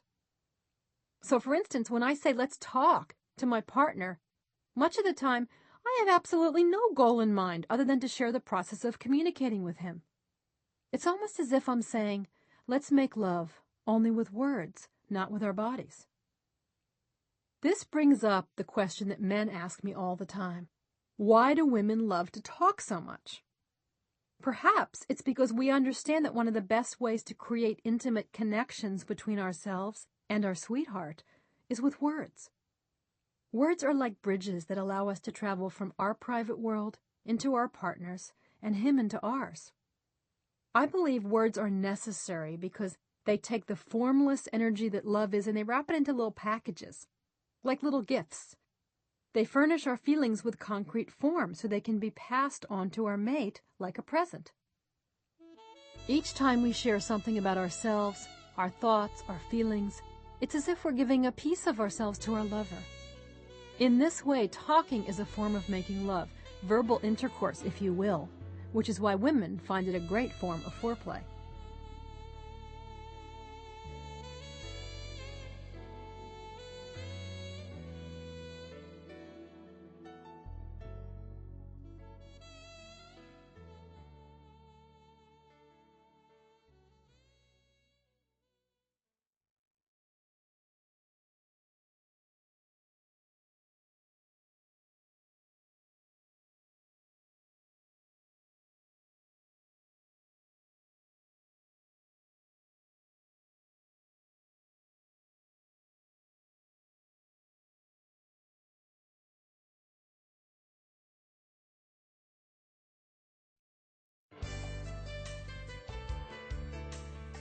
Well, if women like to talk so much, why do men often not like to talk in the way women do? Men often have a difficult time with how much women like to talk because men are primarily goal-oriented, not process-oriented like women. Men find their value not just in participating in the process of an experience, but in achieving a specific goal, a measurable outcome. So conversations without an apparent goal often make men very uncomfortable because they seem inefficient. This is why men always say things like, is this conversation going anywhere? Does this have a point? Could you please cut to the chase? Could you get to the bottom line? Notice the emphasis on getting to a goal. This is because men communicate best when they have a focus for the conversation. They want to know the purpose of a discussion, what a woman wants or needs from them. To proceed with a discussion without knowing its purpose may seem inefficient to the male mind, which wants to accomplish something useful. Women, on the other hand, don't need a focus to enjoy talking. Just the process of participating in a conversation with someone we care about fulfills our deep need to connect. And as you'll see in our next communication secret, our style of talking may appear to be the opposite of focused. So we can't always understand why our man seems uncomfortable when we want to have a conversation, and we interpret his resistance to talking with us as a sign that he doesn't care or want to be close. I think another reason men don't always like to talk is because men don't like doing what they feel they aren't good at. See, for many men, the inner world of feelings isn't as familiar as the world of the mind. From the time they're little boys, men aren't encouraged to feel and express emotions as much as women are. And one result of this is that men often don't have the same emotional confidence that many women have. They may not be able to get in touch with feelings as rapidly as women can, or put those feelings into words, especially on command. Remember, men like to feel competent and successful, and they've been trained to define themselves through these values, so naturally, they don't like doing something that makes them feel inadequate, unskilled, or insecure. And talking about feelings and emotional issues definitely falls into this category for many men. Can you see now why, when a woman turns to her lover and enthusiastically says, "Darling, let's talk about us and the relationship," he cringes? What she thinks will be an intimate love fest, he dreads as a long session of emotional aerobics. I'll never forget a conversation I had with a boyfriend a long time ago about why he got so upset every time we had a talk. For months, I'd been trying to figure out why he hated having conversations about anything relating to us. Finally, one night, in a fit of frustration, he blurted it out. "I can't keep up with you," he said. "What do you mean?" I pleaded, not understanding what he was trying to say. He responded, "I mean, I can't keep up with you in our conversations, with your pace, how fast you figure out what you want to say, your willingness to talk about all your feelings with any of it. I feel like an amateur running a race against an Olympic athlete." I remember feeling awful at the time, but not fully understanding what this man was actually trying to tell me. Many, many years have passed since then, and looking back, now I know exactly what he meant. This was a very intelligent man, but in the realm of emotional communication, he didn't feel confident, so he avoided going there with me as much as possible. No wonder he hated to talk about our relationship. Does this sound familiar? This is why men often find talking with their mate exhausting. Women think they're just making excuses when they say this, but guys, I know you're not. It can really feel like a marathon that you don't want to be running. The third reason men don't like to talk in the way women do is that men tend to internalize their thinking process and communicate the end result. "Why doesn't my mate share more of his process with me?" women ask. "I never know what he's thinking." When I give women what I believe is the answer, they aren't always happy with what they hear. He doesn't share more of his process because he doesn't want to. Why not? Because men often prefer expressing themselves only when they're clear on exactly what they're feeling or thinking, and not before. They internalize their thinking process and wait to talk about it until they've come up with a solution or opinion they're sure about. I call this mulling, M-U-L-L-I-N-G. Men like to mull things over inside, silently and in private. Men often feel unprepared to have conversations with their partner because she wants to talk now, and that doesn't give you guys time to mull, right? Of course, women don't realize you're mulling something over or need more time to think about it before discussing it with us, so we just end up feeling like you don't want to talk to us. Guys, we know we like to talk more than you do. We know you aren't always comfortable with emotional topics. We know you'd often rather just be quiet. But we love you and we need to connect with you through communicating. So here's what you can do. Even if you don't think you're very good at talking about feelings, it's better to do it poorly than not to do it at all. It's just like anything else. The more you practice, the easier it gets. So when a woman wants to talk, you can also ask her if there's anything specific she wants to cover. If there is, you'll now know the agenda and you can feel a little more comfortable. And if she says there's nothing in particular, she just wants to talk, believe her. She's simply trying to create some intimacy and perhaps even feel closer so she can be more in the mood later for some physical loving. Here's our second big communication secret about women. Women express our thinking and feeling process out loud. Over and over, men have complained to me, "When my wife starts to talk, she's just all over the place. I know she's smart, but she can sure sound scattered." Let's be honest, ladies, about something that baffles men. Why do women sometimes sound so confused, scattered, and dramatic when we express ourselves, yet we insist we're really clear about what we're saying? Why do we seem to him to be going on and on about nothing, yet afterwards we feel better? Are we aware that we're repeating ourselves? Do we realize that we switch subjects 20 times in 5 minutes? The answer to all these questions is found in communication secret number 2. Women express our thinking and feeling process out loud. Ladies, you know what I'm describing here. You and your husband are having breakfast, and you decide to tell him what you have planned for the day. You say, "Honey, could you make sure you leave those 2 suits in the bed because I'm going to the cleaners this morning, and I know you need them back for your trip next week, so I figure if I get them before noon and pick them up tomorrow, it'll be okay. Actually, I'm just realizing if I go to the cleaners, I might as well return the videos we rented over the weekend since it's nearby. Oh, but you didn't watch that one you wanted to, right? All right, well, I'll leave them here for another day. Oh, I almost forgot. Did I tell you Steve and Arlene called yesterday to let us know their house sold? Isn't that great? You know, that reminds me, I never wrote Arlene a thank you note for the flowers she sent. Where did I put my organizer? I know I had it here last night. Listen, anyway, about the cleaners, is there anything else you need me to drop off?" What is the woman in this scenario doing, besides driving her husband crazy?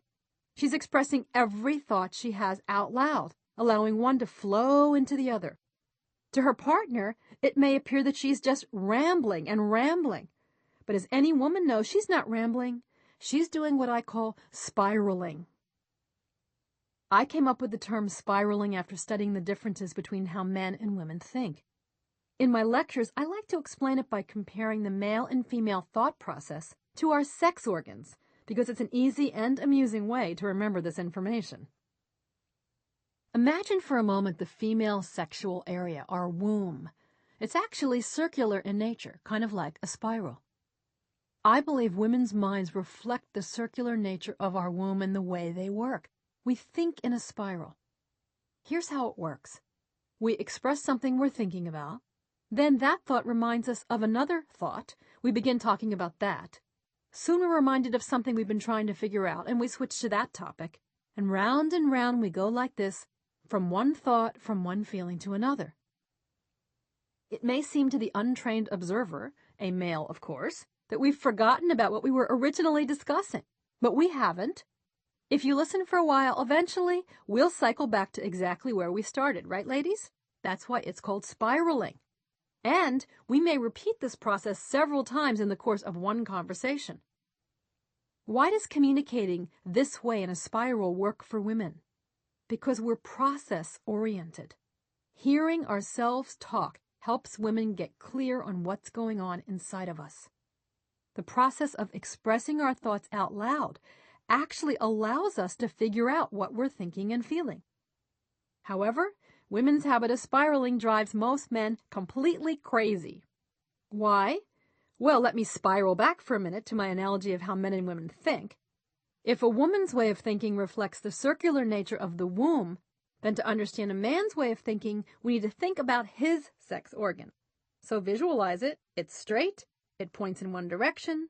That's why men think in a linear fashion and they like to get to the point. So when a man listens to a woman's spiral, he often assumes we're a little, disorganized in our thinking. After all, he thinks when I talk, I say what I need to say. I get the job done. I don't wander all over the place and waste everyone's time. To a man whose mind operates by trying to get to the point, women may even sound excessive and undisciplined when we spiral. Guys, what women want you to know is that when we spiral out loud, we're not rambling, we're not confused, we're not stuck, we haven't forgotten one word of what we've said. We know we're repeating ourselves, we realize we're jumping from topic to topic, we're aware that our emotions are fluctuating. But to us, it all makes sense, because we're processing our feelings and thoughts out loud. And when we're done, we feel so much better. Other women understand this, of course. You'd never hear a woman say to her girlfriend in the middle of a long conversation, "How much longer is this going to take?" Or, "Is there a point to all this?" Just the thought of women talking to one another like this makes me laugh. We wouldn't, because we understand spiraling. Men, however, can find the habit women have of thinking out loud to be very bothersome, and often they don't react well at all. Here are some of the ways men treat us when we're spiraling that don't work. You assume we're confused, so you talk to us like we're a child, or worse, like we're a patient in a mental hospital explaining things in a methodical, logical voice, hoping we'll see the light. You cut us off before we really say what we're trying to say because you think there's not going to be an end to it. Or you get frustrated because you don't hear a definitive conclusion or result that satisfies you. Those are the things that don't work. Here's what you can do instead. Talk to your partner about the concept of spiraling. If she agrees this is how she often likes to process her thoughts and feelings, try just listening with no attachment to any result. And if you're concerned that your partner's going to take up too much time spiraling through what she has to say, let her know what kind of time limit works for you rather than impatiently cutting her off. See, we'd rather have a brief conversation with you guys than none at all. Here's our third communication secret about women.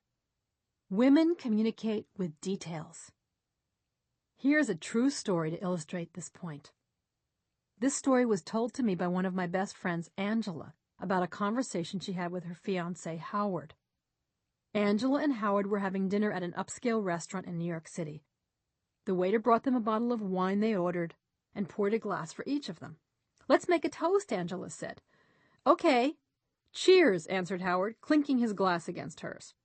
"Howard, that's not any kind of toast," Angela complained. "It seemed fine to me," he answered. "But every time we toast, you say cheers," she explained. "It's so impersonal. A toast with your lover needs to be more intimate." Howard sighed and tried again. "Here's to you, honey." "Here's to you? What is that supposed to mean?" Angela asked. "It means, I don't know what it means," Howard replied impatiently. "It's just a little toast, for God's sake. What's the big deal?" "The big deal is that a toast should be romantic," Angela told him. "You're supposed to say sweet things to the woman you love that will make her feel good." "All right, what kind of things am I supposed to say?" Howard asked sarcastically, knowing if he didn't, Angela would tell him anyway. "Well, for instance, here's what I'd like to hear in a toast," Angela replied. "Sweetheart, I'm so lucky to be with you. You make me feel so good. I can't imagine my life without you. You're the most wonderful woman in the world. I don't want anyone else but you. I never even dreamed I could be this in love," stuff like that. Howard raised his glass, getting ready to toast Angela. Her heart began to beat a little faster in anticipation of the word she was finally going to hear. And then, with a big smile, Howard said, "Ditto." As Angela recounted the end of the story, I gasped. "No, he didn't." "Yes, he did," grumbled Angela. "What did you do?" I asked. "I looked at him in the eyes," Angela said, raised my glass, and said, "Ditto my ass." I laughed so hard when Angela relayed this story to me, it's really a true story, because it was such a perfect example of how men and women communicate differently, as well as a great illustration of our third communication secret about women. Women communicate with details. We include details in what we say to others. We want details when others communicate with us. The more details, the better. Men, however, are different. Most men simplify the exchange of information and like to cut to the chase. So they avoid details and instead give an overview. And that's all they really want from us sometimes too, an overview. For instance, when our boyfriend tells us he had lunch with a friend, we say, "Where did you eat? What did you order? What did you talk about?" We want details. If, on the other hand, we told him we'd had lunch with a friend, he'd simply say, "That's nice." The reasons for this difference go back to what we discussed earlier, that men are goal-oriented and women are process-oriented. For men, the goal of the conversation is to pass on the pertinent information. For women, the goal of communicating is the process of conversing itself. So sharing the details of our thoughts, our feelings, our experiences is a way we reach out to make dozens of little connections between us and the man we love. This is also how women communicate with each other, by sharing the details of our lives. In this exchange of information, we create intimate bonds with one another. If you listen in on a conversation between two male friends, it's a different story altogether. Many less words are spoken. Sentences are more generalized and less specific in content. The goal is achieved. The guys talk and say whatever they needed to. But it usually takes much less time than when two women talk. No details. So when you put men and women together, you often get this result. She thinks he's not talking enough. He thinks she's talking too much. This is what was happening with Angela and Howard. To Howard, toasting his fiancée with cheers was sufficient. But Angela wanted details. She wanted to hear how he felt in the moment, why he loved her, specifics that would create a special moment of intimacy between them. Obviously, ditto was not what she had in mind. And here's one of the big problems that develops when men don't understand this secret about women. You misinterpret our attempt to get you to tell us more as prying or controlling. And you become annoyed at our habit of sharing so many details in conversations and think of us as chatterboxes. Then, guys, you react by cutting us off when we're talking, acting totally disinterested, or getting irritated with us for asking you too many questions. Guys, when you conclude that women simply talk too much or want you to talk too much, you're missing the point. Remember, in our own way, we're trying to love you, to create more intimacy, to strengthen the bonds of connection between us. Women don't expect you to ever be as interested as we are in the details of various topics, or even to express yourself in as much detail as we do. But you know what? Any effort you make will be so appreciated. So when we're sharing details with you, try listening with love. You know you'd do this if you were a sports fan and a friend was recounting the events of a game. So instead of thinking, gee, she's going on, tune in to how we're reaching out to you and sharing ourselves. And try giving us a few more details when you communicate with us. Remind yourself we're not trying to irritate you, we're trying to create intimacy. And the closer we feel to you, the more we'll want to be physically intimate when the time is right. You know, according to statistics, most women live longer than most men. And I believe one of the reasons could be that women talk so much. I'm kind of kidding, but there's really some truth to this theory, because women do have a secret technique we employ for releasing tension and combating stress, a technique that most men don't use. We talk about what's bothering us, and then we feel better. And this is communication secret number 4. Women use talking as a way to release tension and stress. We talk, sometimes over and over again, about our fears, our upsets, our worries, our hurts. We go over the same issues twice, 3 times, 10 times, as many times as it takes, until we feel calmer and less concerned. Our female friends understand this and would never say to us, "Didn't we talk about this yesterday?" Or, "How many times are you going to say the same thing? I heard you the first time." Men, however, don't always understand this secret about women. That's because they have a very different way of handling their tension. Whereas women externalize our worries, men often internalize theirs. We spiral through ours out loud, men keep theirs to themselves. And so, guys, when your partner repeatedly talks about her worries or anxieties, you may make the mistake of concluding that we're more upset than we actually are. As we discussed earlier, guys often assume that because women repeat ourselves in talking about our upsets, we're not making any progress in resolving them. But this isn't the case. In fact, it's the opposite. For women, talking something out over and over again eventually dissipates the stuck energy around it, right, ladies? Each time we hear ourselves bring up an issue or state a fear out loud, that fear becomes a little weaker, and our understanding of it becomes a little more powerful, until suddenly it just doesn't have a hold on us anymore. This is why 2 women can spend an hour on the phone, and if a man listened in, he might think they were just complaining and not helping each other at all. But at the end of that hour, I promise you that both women would feel clearer, stronger, and less under the spell of whatever had been bothering them. When men don't understand this communication secret about women, you often make the same mistakes I mentioned in communication secret number 2 when I talked about women thinking out loud. Let me just repeat a few of them for emphasis. You become frustrated or exasperated with us, sometimes cutting off what we're saying because you feel you've heard it before. Or you listen with impatience, feeling we're taking too long to express ourselves, rather than listening with compassion and support.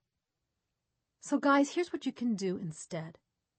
The next time your woman is upset or stressed and she starts talking about what's bothering her, remind yourself that it's not really the content of what she's saying that's the issue. It's the process of running out her feelings that's going to calm her down. Focus on being there for her. Hold her hand. Put your arm around her. Listen.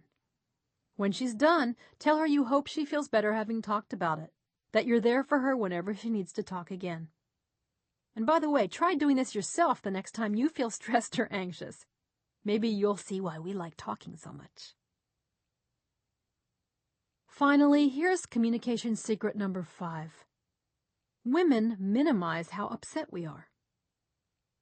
You know, women are harmonizers. Because we put love first, we value harmony and we go out of our way to create it, especially with the man we love. This is why we always want to clear things up, to work on the relationship. We desperately want things to work. We want to make our mate happy. Our intention to create harmony is a good thing, but some of the effects of it are not always so good, either for us or the relationship. In order to keep the peace, women often don't express how upset we really are. We don't stand up for ourselves, and we even downplay the severity of our dissatisfaction with our mate. This isn't something we do consciously. Rather, it's a primal instinct to maintain harmony at all costs. So we may edit our unhappy feelings so successfully that we even forget about them ourselves. The problem occurs when men, and who can blame them, take us at our word and don't realize how upset we actually are about a particular situation because we minimize it when we communicate with you. For instance, we say to a man, "I've been thinking about the fact that we haven't had sex for a while." What we really mean, maybe? "For months, I've been terribly unhappy about the fact that we haven't had sex." Or we say, "Honey, do you think we could get some more babysitting help for the kids?" Maybe we mean, "I'm going crazy taking care of the kids and I feel totally overworked." I know as men hear this, you're throwing up your hands thinking, how the heck am I supposed to know she's unhappy if she doesn't tell me? And of course you're right. It's not fair to expect you to read our minds. Women do need to learn to be more honest about our not nice feelings. But guys, you need to pay attention to what we're trying to say and not wait until we're utterly miserable to get the hint. See, men often minimize a woman's communications about her unhappiness, probably in hopes that they won't have to deal with it or that it isn't as bad as it seems. You could say this is a form of denial. If I don't pay attention to it, maybe it will go away. Men often also misinterpret serious grievances as mild complaints. You tell yourself that we still seem loving and sweet, and thereby you discount the severity of what we're trying to say. Or worse, you dismiss it as PMS. Guys, please remember what I'm about to say. It's a safe bet for you to presume that a woman is probably much more upset than she appears to be. If she says she's a little irritated, she's probably very pissed off. If she says she's a little anxious, she's probably very worried. If she says she's unhappy, she's probably miserable. One way to look at it is to think of women's complaints as smoke. When you see smoke, you better look for fire. If we say something's wrong, it's usually 10 times worse than it appears. So even if we insist that we're not that upset about something, try to get us to talk about it. Just the fact that you're willing to listen to us will make us feel so much better. Remember, when you connect rather than disconnecting, we'll feel loved, our heart will be fed, and we'll be able to let go of whatever was bothering us that much more quickly. Welcome to the next part of the program, Sexual Secrets About Women. Several years ago, a young couple came to me for help, claiming they were on the verge of divorce. The focus of their problems was their sex life. According to the wife, she had no desire to make love with her husband anymore and couldn't stand the thought of physical intimacy. Her husband, however, didn't seem to think there was a problem. As she angrily shared her feelings, he sat there with this bewildered look on his face as if he had no clue what she was talking about. I couldn't tell if he simply wasn't interested or if he truly didn't understand. After a while, I asked him to leave the room and said to the wife, "All right, woman to woman, what's the problem?" "Well, I just don't like making love with him," she explained. "I don't like what happens in bed. I just don't feel the way I want to feel. It isn't getting any better. And I just can't live like this. I'm young. I need happiness." Why don't you like having sex with your husband? I asked her. It's hard to put into words, she said slowly. It just doesn't feel right. I suggested that we get more specific in order to pinpoint the problem. All right, when was the last time you had sex? I asked. Friday night, she answered. Okay, why don't you explain to me what happened? Well, let's see, she began. I had just put our daughter to bed, and I was standing at the sink brushing my teeth when my husband came up behind me and kind of grabbed me and started rubbing himself against me. I thought, I guess he wants to make love. Then he started kissing my neck and acting all excited, and he led me into the bedroom and he took off my clothes, and he was touching me and he seemed really aroused, and I guess then things progressed and he was obviously getting more passionate and making all these sexual sounds, and I knew what he wanted, and I thought, all right, let's get this over with. And then he entered me and we had intercourse, and he finished and it was over. All right, I said, on a scale of 1 to 10, 10 being the best and 1 being the worst, how would you rate that experience? She thought for a minute and said, I guess it was a 3. I remember thinking, sounds like a 3 to me too, but I didn't say anything.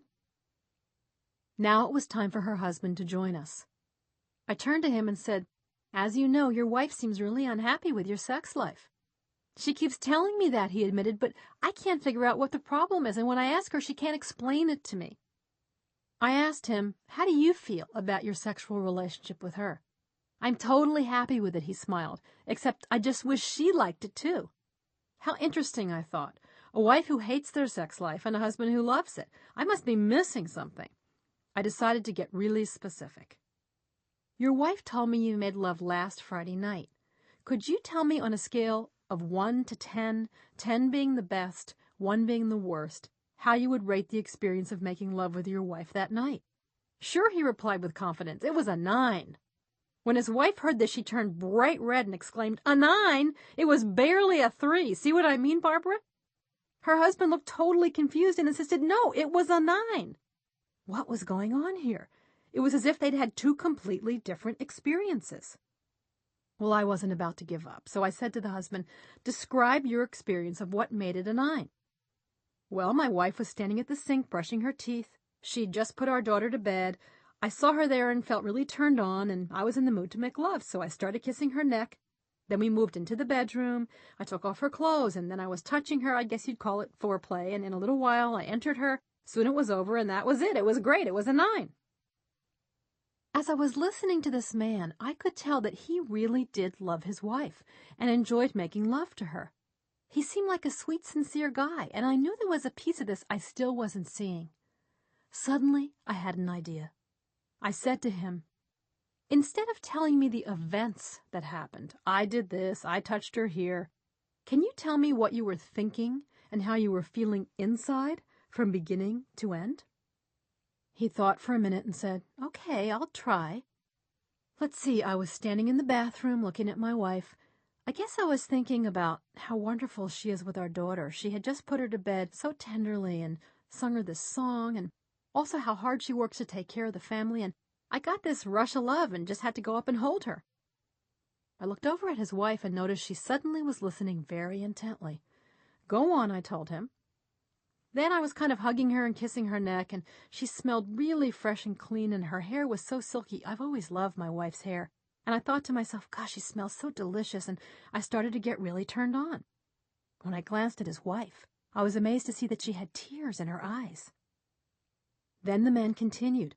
Well, I led her into the bedroom, and I started touching her body. My wife has the softest skin. It's like velvet, and she's so feminine and sexy. I've always been just crazy about her. And as I touched her, I felt like I was just melting into a puddle with each caress. Now his wife pulled out a handkerchief and began dabbing her eyes. Next, I took off her clothes and I saw her body and thought, gosh, she's so beautiful. I can't imagine anyone as beautiful. And it made me just want to be as close to her as I could. I just wanted to merge into her.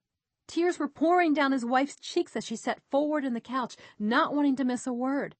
Then he said I entered her, and oh, it was the most amazing feeling. I felt like I was home, like being with her was where I belonged, like I never wanted that moment to end. And as I had my orgasm, I felt, I love this woman so much. I worship her. How could I be this lucky?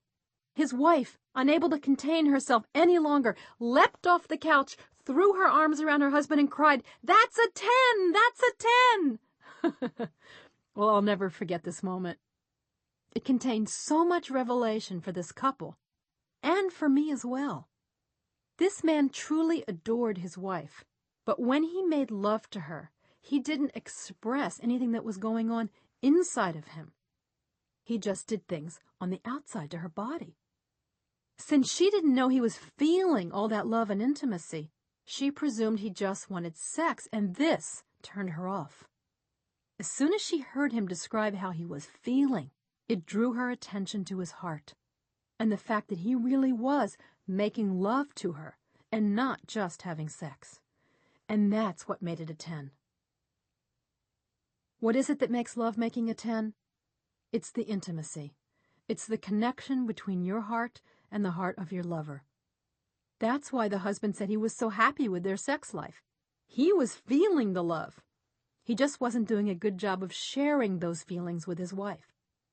That's why she didn't know how to tell him what was wrong. She liked sex. She just didn't feel as though they were making love, but couldn't articulate what she needed from him that would make the difference. To be a wonderful lover, you must learn how to make love not just with your body, but with your heart. You must learn how to let the love you feel for your partner flow into your words, into your touch, into your kiss, into everything you do, so he or she doesn't just feel you're loving their body, but that you're loving their soul as well. This is why it's called making love, because when you truly come together in this most intimate way, you're making more love between the two of you, and that love will infuse every other part of your life with joy and contentment. What does it mean to be a lover? Well, it isn't about how you perform sexually or how many sexual techniques you've learned. It isn't about how often you make love, how many different positions you've tried, or how many orgasms your partner can have. Being a lover is about the way you treat your partner all the time, not just in the bedroom. It's the way you love that person when you're taking a walk, when you're eating a meal, when you're having a conversation, and yes, when you're in bed sharing your bodies. The perfect lover is somebody whose heart is overflowing with love.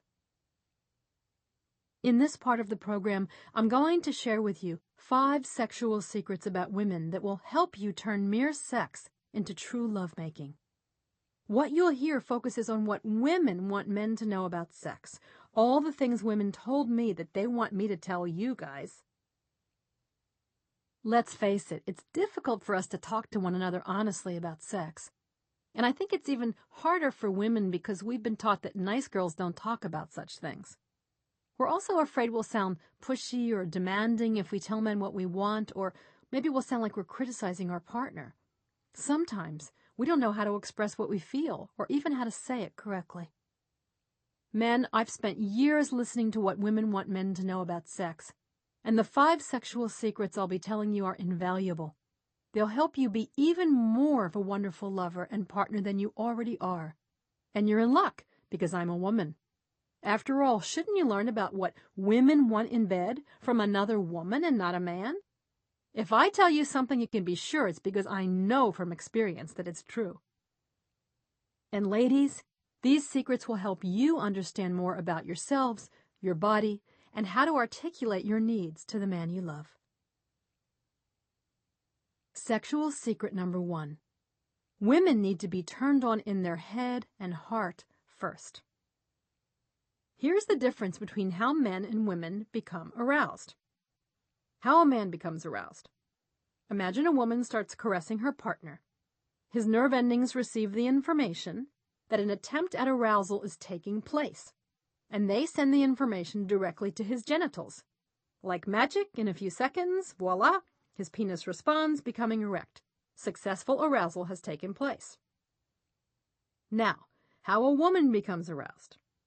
A man starts caressing his wife as they're getting ready for bed. He's in the mood to have sex. Her nerve endings receive the information that an attempt at arousal is taking place. However, unlike in a man's body, before this information can get sent to the erogenous zones, it must pass through the emotional headquarters in her brain. So a message is relayed from the nerve endings the man is touching to the supervisor of sex and intimacy in his wife's head. Who is she, you may ask? She's the part of a woman who protects her from opening up sexually if she's not feeling safe. It's the job of the supervisor of sex and intimacy to decide if the information being received by the woman's nerve endings will get transferred on to the erogenous zones in the form of arousal or not. Well, the supervisor of sex and intimacy in this woman's brain checks all the latest reports that have been stored in her psyche. What's this? Some resentments have built up over the past week. She's been trying to talk to him about some decisions they need to make together, but he's been putting her off. Not good at all. The supervisor of sex and intimacy in the brain makes a decision. It's not a good night for this woman to have sex, maybe in a few days if he's nicer to her. So she decides not to send the sensory information onto the woman's genitals. That means no matter what the man does to try to get his wife aroused, she won't really feel turned on. What's the woman experiencing as her husband tries to unbutton her blouse and kiss her in order to get her aroused? Not much at all. It's not that he's doing anything wrong or different from how he usually turns her on. It's just that, well, tonight, for some reason, she's just not in the mood, I guess. She pushes him off her, saying, "Honey, I'm tired. Let's just go to bed." Guys, I bet you didn't know that a woman goes through this extra step that you don't experience in the process of becoming turned on. The fact is, most men can get aroused even when they're not in the mood at all, or with someone they don't particularly like, or when they're angry at their partner, or under a variety of other unpleasant circumstances. Still, their penis functions just fine. That's because they aren't required to have their physical sensations checked for emotional issues before they become aroused.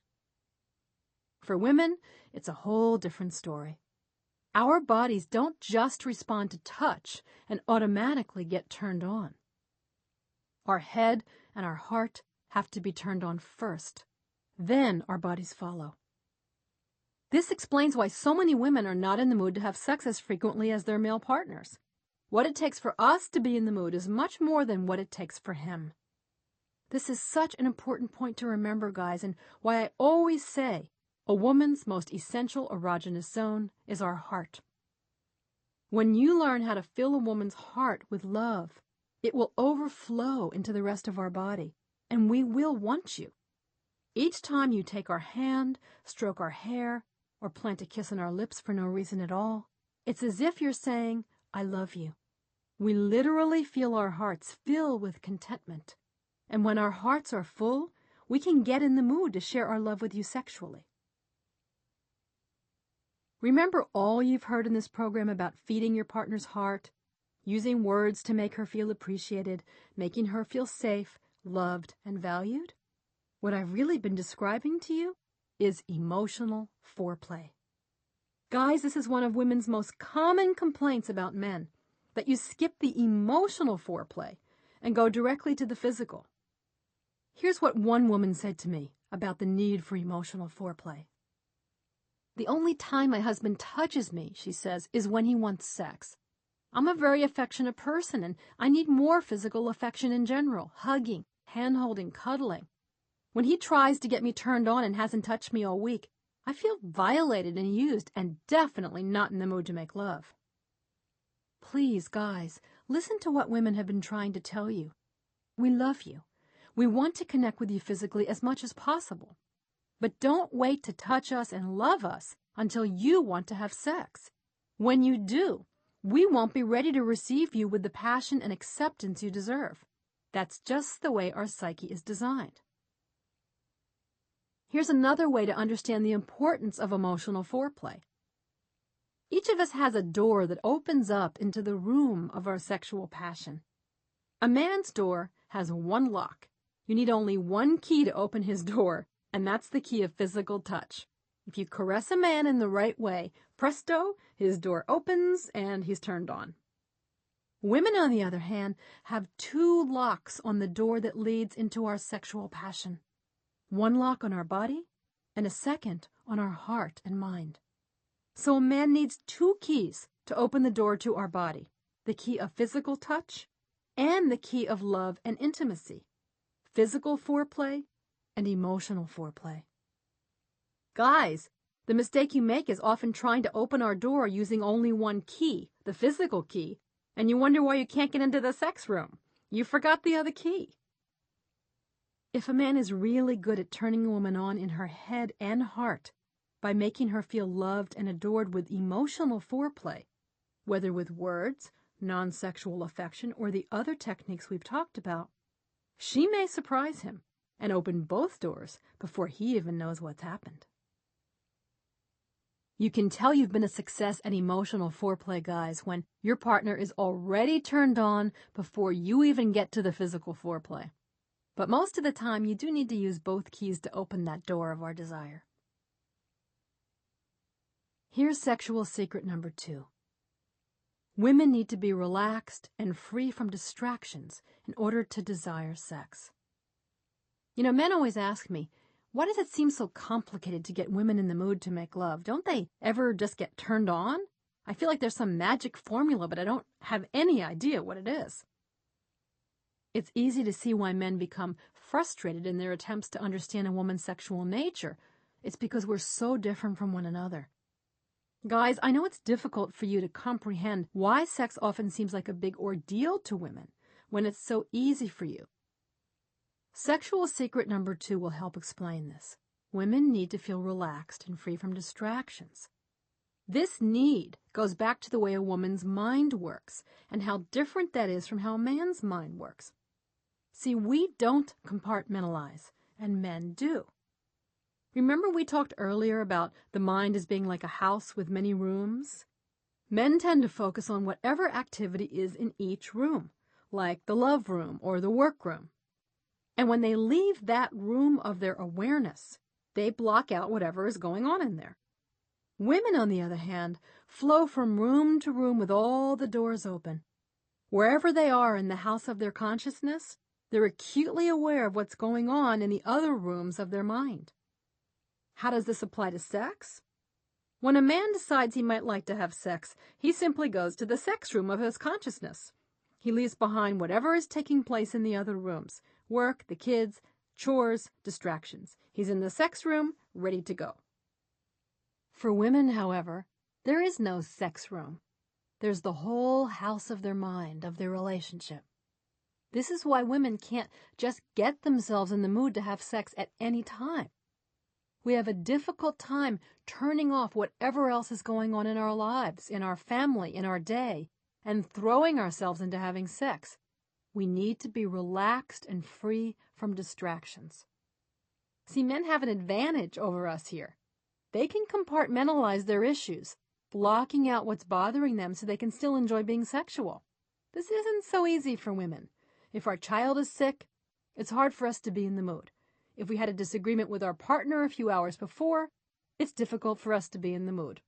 If we've left a mess in the den because we're in the middle of wrapping gifts, it's difficult for us to be in the mood.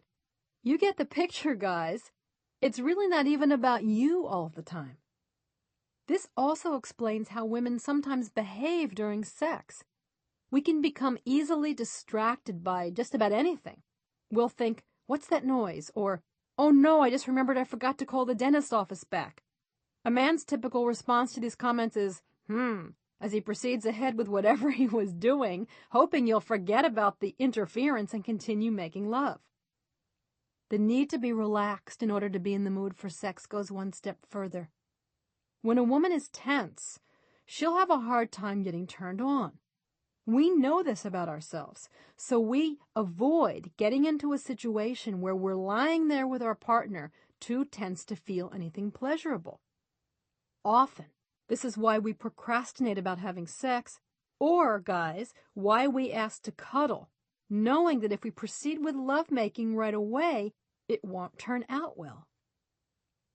So, guys, please understand this because you deal with your tension so differently from the way women do.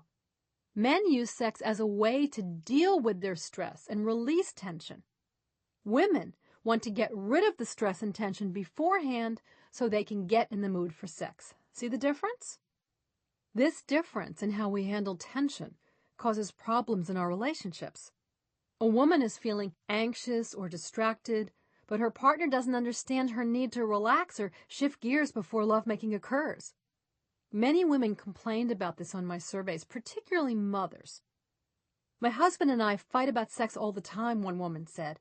He wants more of it, and I'm not in the mood. It's not that I don't want to make love with him, because I do. But when the kids have been throwing up all day, and the dog dug up the yard again, and I haven't had a minute to myself, it's hard for me to feel romantic. When I tell him this, he pouts as if I'm rejecting him. Why doesn't he understand that I need to feel relaxed in order to feel turned on?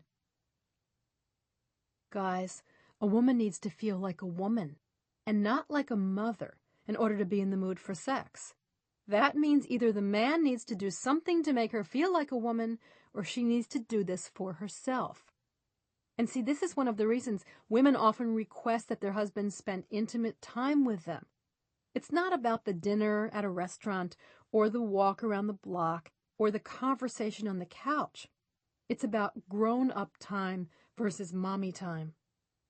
Those moments during which a woman reclaims herself as a wife and lover are essential to her ability to be in the mood for sex. This secret about women means we need to really redefine foreplay. See, men think they know what foreplay means: kissing, caressing, touching a woman's erogenous zones. Well, guys, I'm sorry to break the news, but these things are just the tail end of foreplay. As I mentioned earlier, for women, foreplay starts hours, days, maybe even weeks before you get into bed. Anything that relaxes a woman qualifies as foreplay, since the more relaxed she is, the more open she'll be to having sex. That means offering to clean up after dinner so she can take a bath, or watching the kids while she takes a nap. Believe it or not, these are forms of foreplay. They may not seem like traditionally romantic gestures, but they will have the same effect. She'll feel her partner is paying attention to her need to relax, and she'll be grateful. Things women do to pamper themselves also qualify as foreplay. Guys, did you know that when women want to prepare for lovemaking, with rituals such as having a candlelit dinner, taking a bath, or wearing a sexy negligee, she may be doing this for herself and not you? Don't be so quick to complain about these romantic habits. The woman you love knows what she's doing. If these things make her feel sexy, support her in taking the time to do them. I have a friend who loves to shop for beautiful lingerie. Every time her husband sees her in one of the outfits she's purchased, he makes the same comment. I wish you wouldn't buy these. It's a big waste of money, because they're just going to come off in 1 minute anyway. What he doesn't understand, my friend explains to me, is that I buy these for myself. The time I take to shop for them, trying the outfits on in the dressing room, putting one on after a bath at night, all these things are a form of foreplay for me. Maybe they don't turn him on, but they sure turn me on. Now here's a shocking thought. Talking about her problems is a form of foreplay for a woman. Why? Because, as we heard earlier, expressing our feelings out loud helps dissipate any tension or worries we might have. So guys, when your partner wants to talk and spiral through the events of her day, don't think to yourself, do I have to listen to this? Instead think, this is foreplay. The more stress she releases, the more relaxed she'll become, and the more likely she'll be to get in the mood for sex. Sexual secret number 3. Women love to be seduced. Did you know that women's sexual fantasies often include a man who is slowly and sensitively seducing us long before the act of intercourse happens? What does it mean to seduce a woman? It means not taking for granted that a woman wants to have sex with you, even if you're married or living together. It means not showing up in the bedroom naked, getting under the covers, and immediately starting to fondle your partner's erogenous zones. It means not thinking, are you in the mood to do it tonight, is an effective way to let your sweetheart know you'd like to make love. Guys, something happens to many of you when you get into a committed relationship. You become romantically and sexually lazy. It's as if the chase is over, you know you have us, and you figure you don't have to do much anymore to keep us interested. This attitude is the formula for turning a woman off in no time. When you act as though you want us, we feel desirable and want you in return. But when you act as though you've forgotten how much you want us, we stop wanting you. The mistake men often make is getting caught up in being goal-oriented about having intercourse. You think of this as sex and everything else, making out, flirting, cuddling, as not counting. But it's the everything else that creates the experience of seduction for a woman. So when you don't see it as valuable, you're missing out on an opportunity to seduce your partner in the truest sense of the word, starting with her heart and working your way to her body. Making love is not about performing certain physical acts. It's about the exchange of sexual and emotional energy between you and your partner. Making love can mean holding your partner and giving her a few sweet kisses. Making love can mean stroking her body, noticing that she's turned on and saying, "Too bad we don't have more time, but I can't wait to see you later." Making love can mean calling her on the phone, telling her how sexy she looked in bed that morning.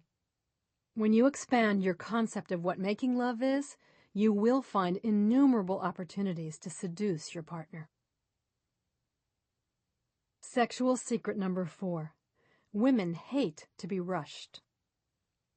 Ladies, I know you've had the following experience. You're in bed with your partner, and you're both in the mood to make love. He kisses you passionately for a few minutes, and then his hands make their way to your breasts, where he proceeds to stimulate you intently and with great concentration.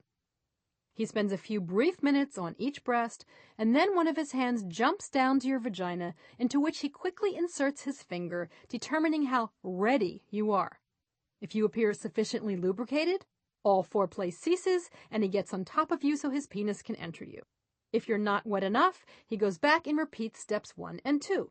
A few more kisses, a few more tweaks of the nipples, then he uses his finger to check again. Nope, not quite done. A little more kissing, breast stimulation, and then once again, that finger probes for moisture. If he doesn't come up with any, the sequence is repeated over and over again.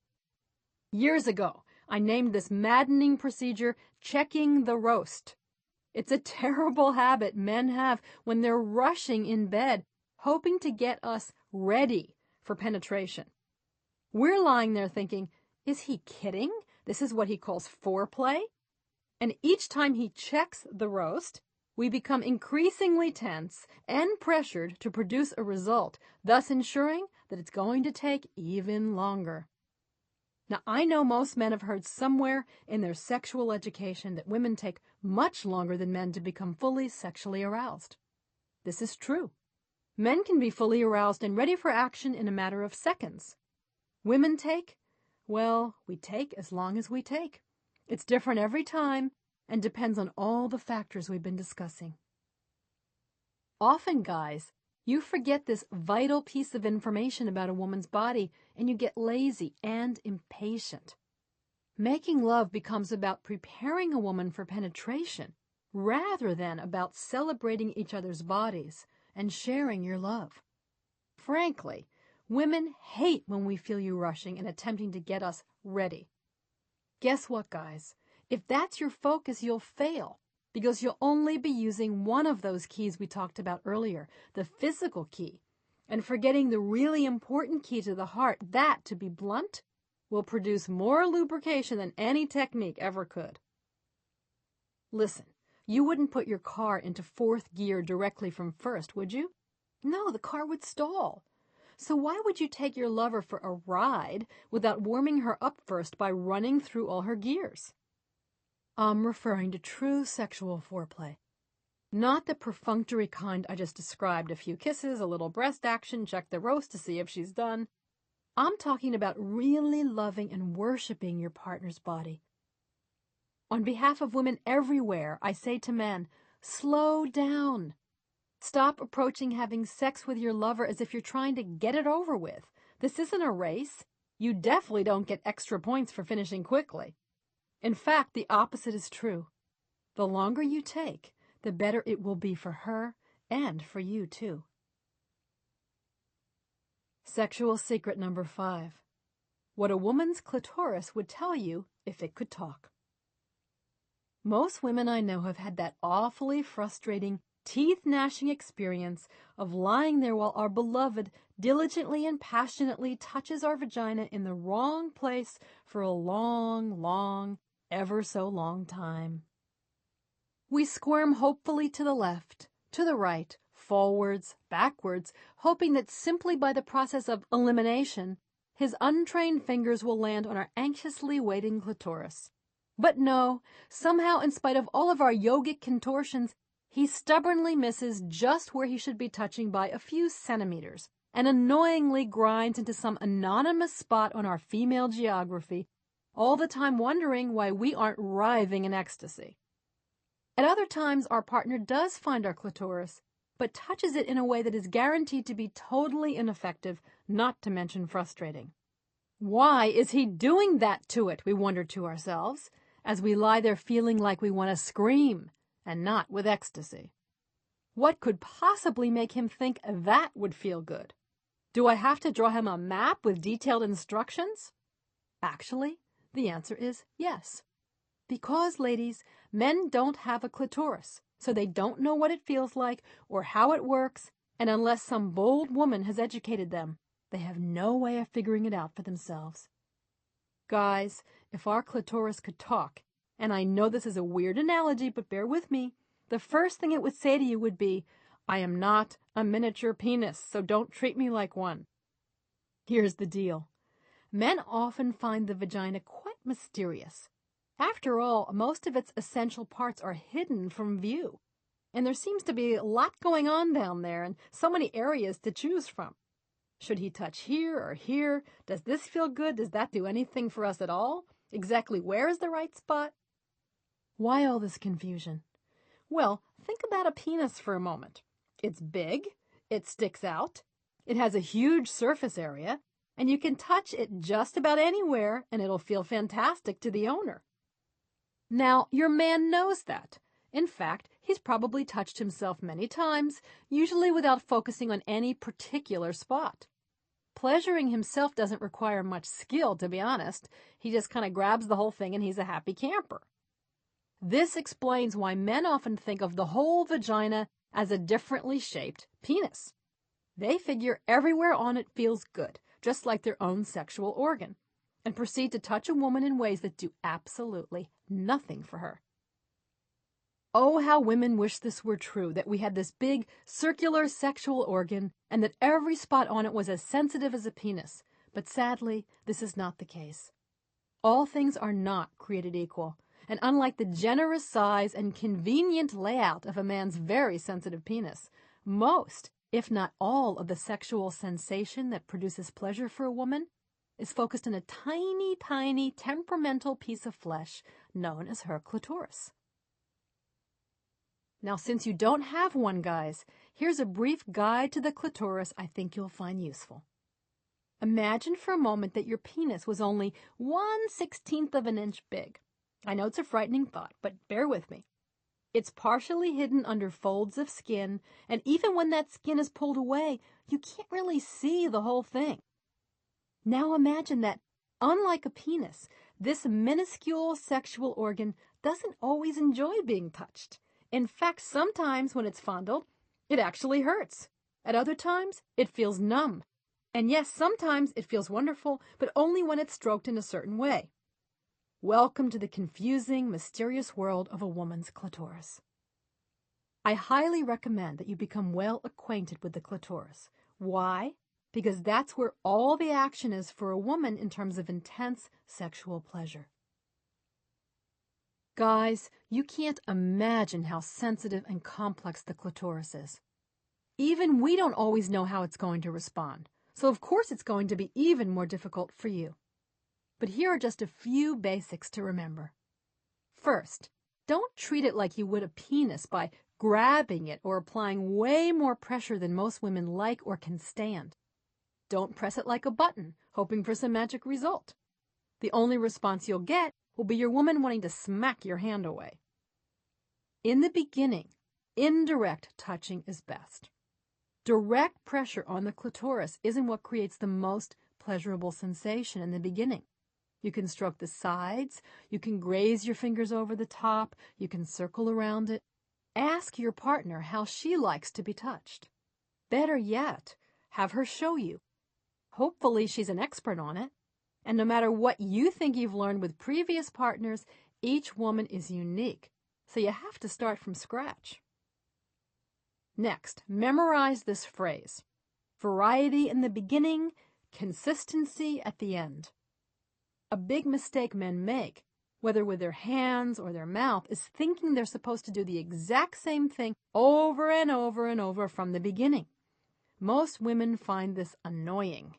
It seems the clitoris responds best when it's exposed to a variety of touches or sensations. Don't just stick to one technique from the moment you make contact.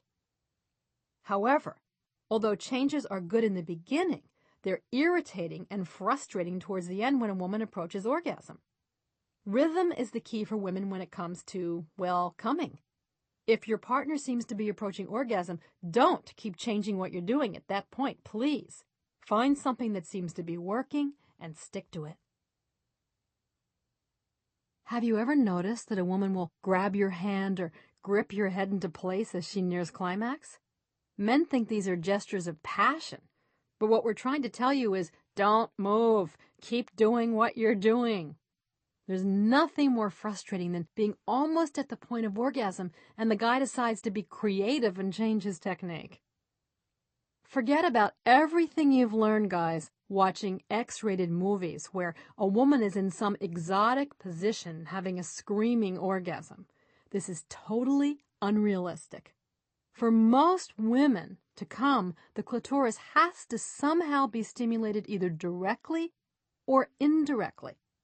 Although about a third of women say they are sometimes able to experience orgasm just from intercourse, the majority of us need clitoral stimulation along with thrusting. Being a great lover means figuring out ways to keep your woman's clitoris involved during intercourse. That means using your hands or your body to keep constant pressure on it.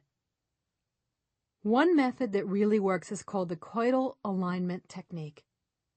American psychotherapist Edward Eichel came up with this term in the early 1990s based on his observation that the in-and-out thrusting model of intercourse was not what helped women achieve orgasm, but that what was necessary was a position that put constant rhythmic pressure on the clitoris. With a man on top and inside of her, the woman presses her clitoris against the pubic bone region right at the base of his penis. The man's full weight is on her body, keeping his pelvis pressed in place against her clitoris. Rather than moving in and out of her all the way, he moves with her, maintaining constant contact with a gentle, rocking motion. When you maintain a steady, even pace with this technique, it's much easier to achieve orgasm for the woman, and it also helps a man last longer. There are so many more secrets about a woman's body and sexuality that men can learn. These are just a few of the ones women asked me to share in this program. Of course, guys, the best teacher will be the woman you love. Tell her you want to know everything there is to know about adoring her body. Tell her you want to master the art of worshiping her. Let your lovemaking become a doorway into a new kind of sexual experience, where mere physical pleasure turns into emotional and physical ecstasy. The journey of this program is almost finished. Now, with all you've learned, another journey awaits you, the journey of love. Your journey of love will require great emotional courage, stubborn perseverance, and uninterrupted faith.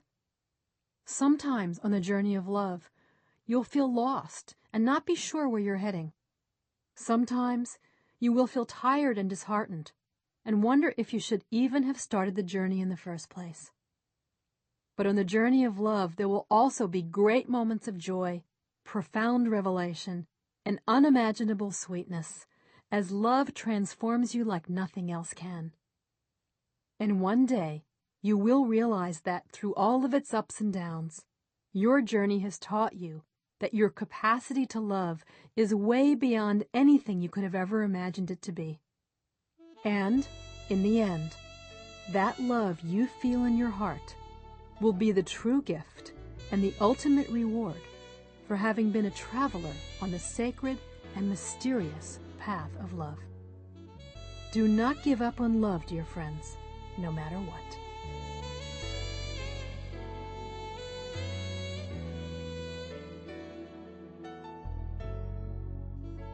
What Women Want Men to Know, the ultimate book about love, sex, and relationships for you and the man you love, was written and read by Barbara DeAngelis. It was abridged for audio by Allison Chernow. The recording engineer was Michael Jones. Editing by Stan Bush. Post-production by One Louder. The associate producer was Will Carlino. The director was Karen Perlman.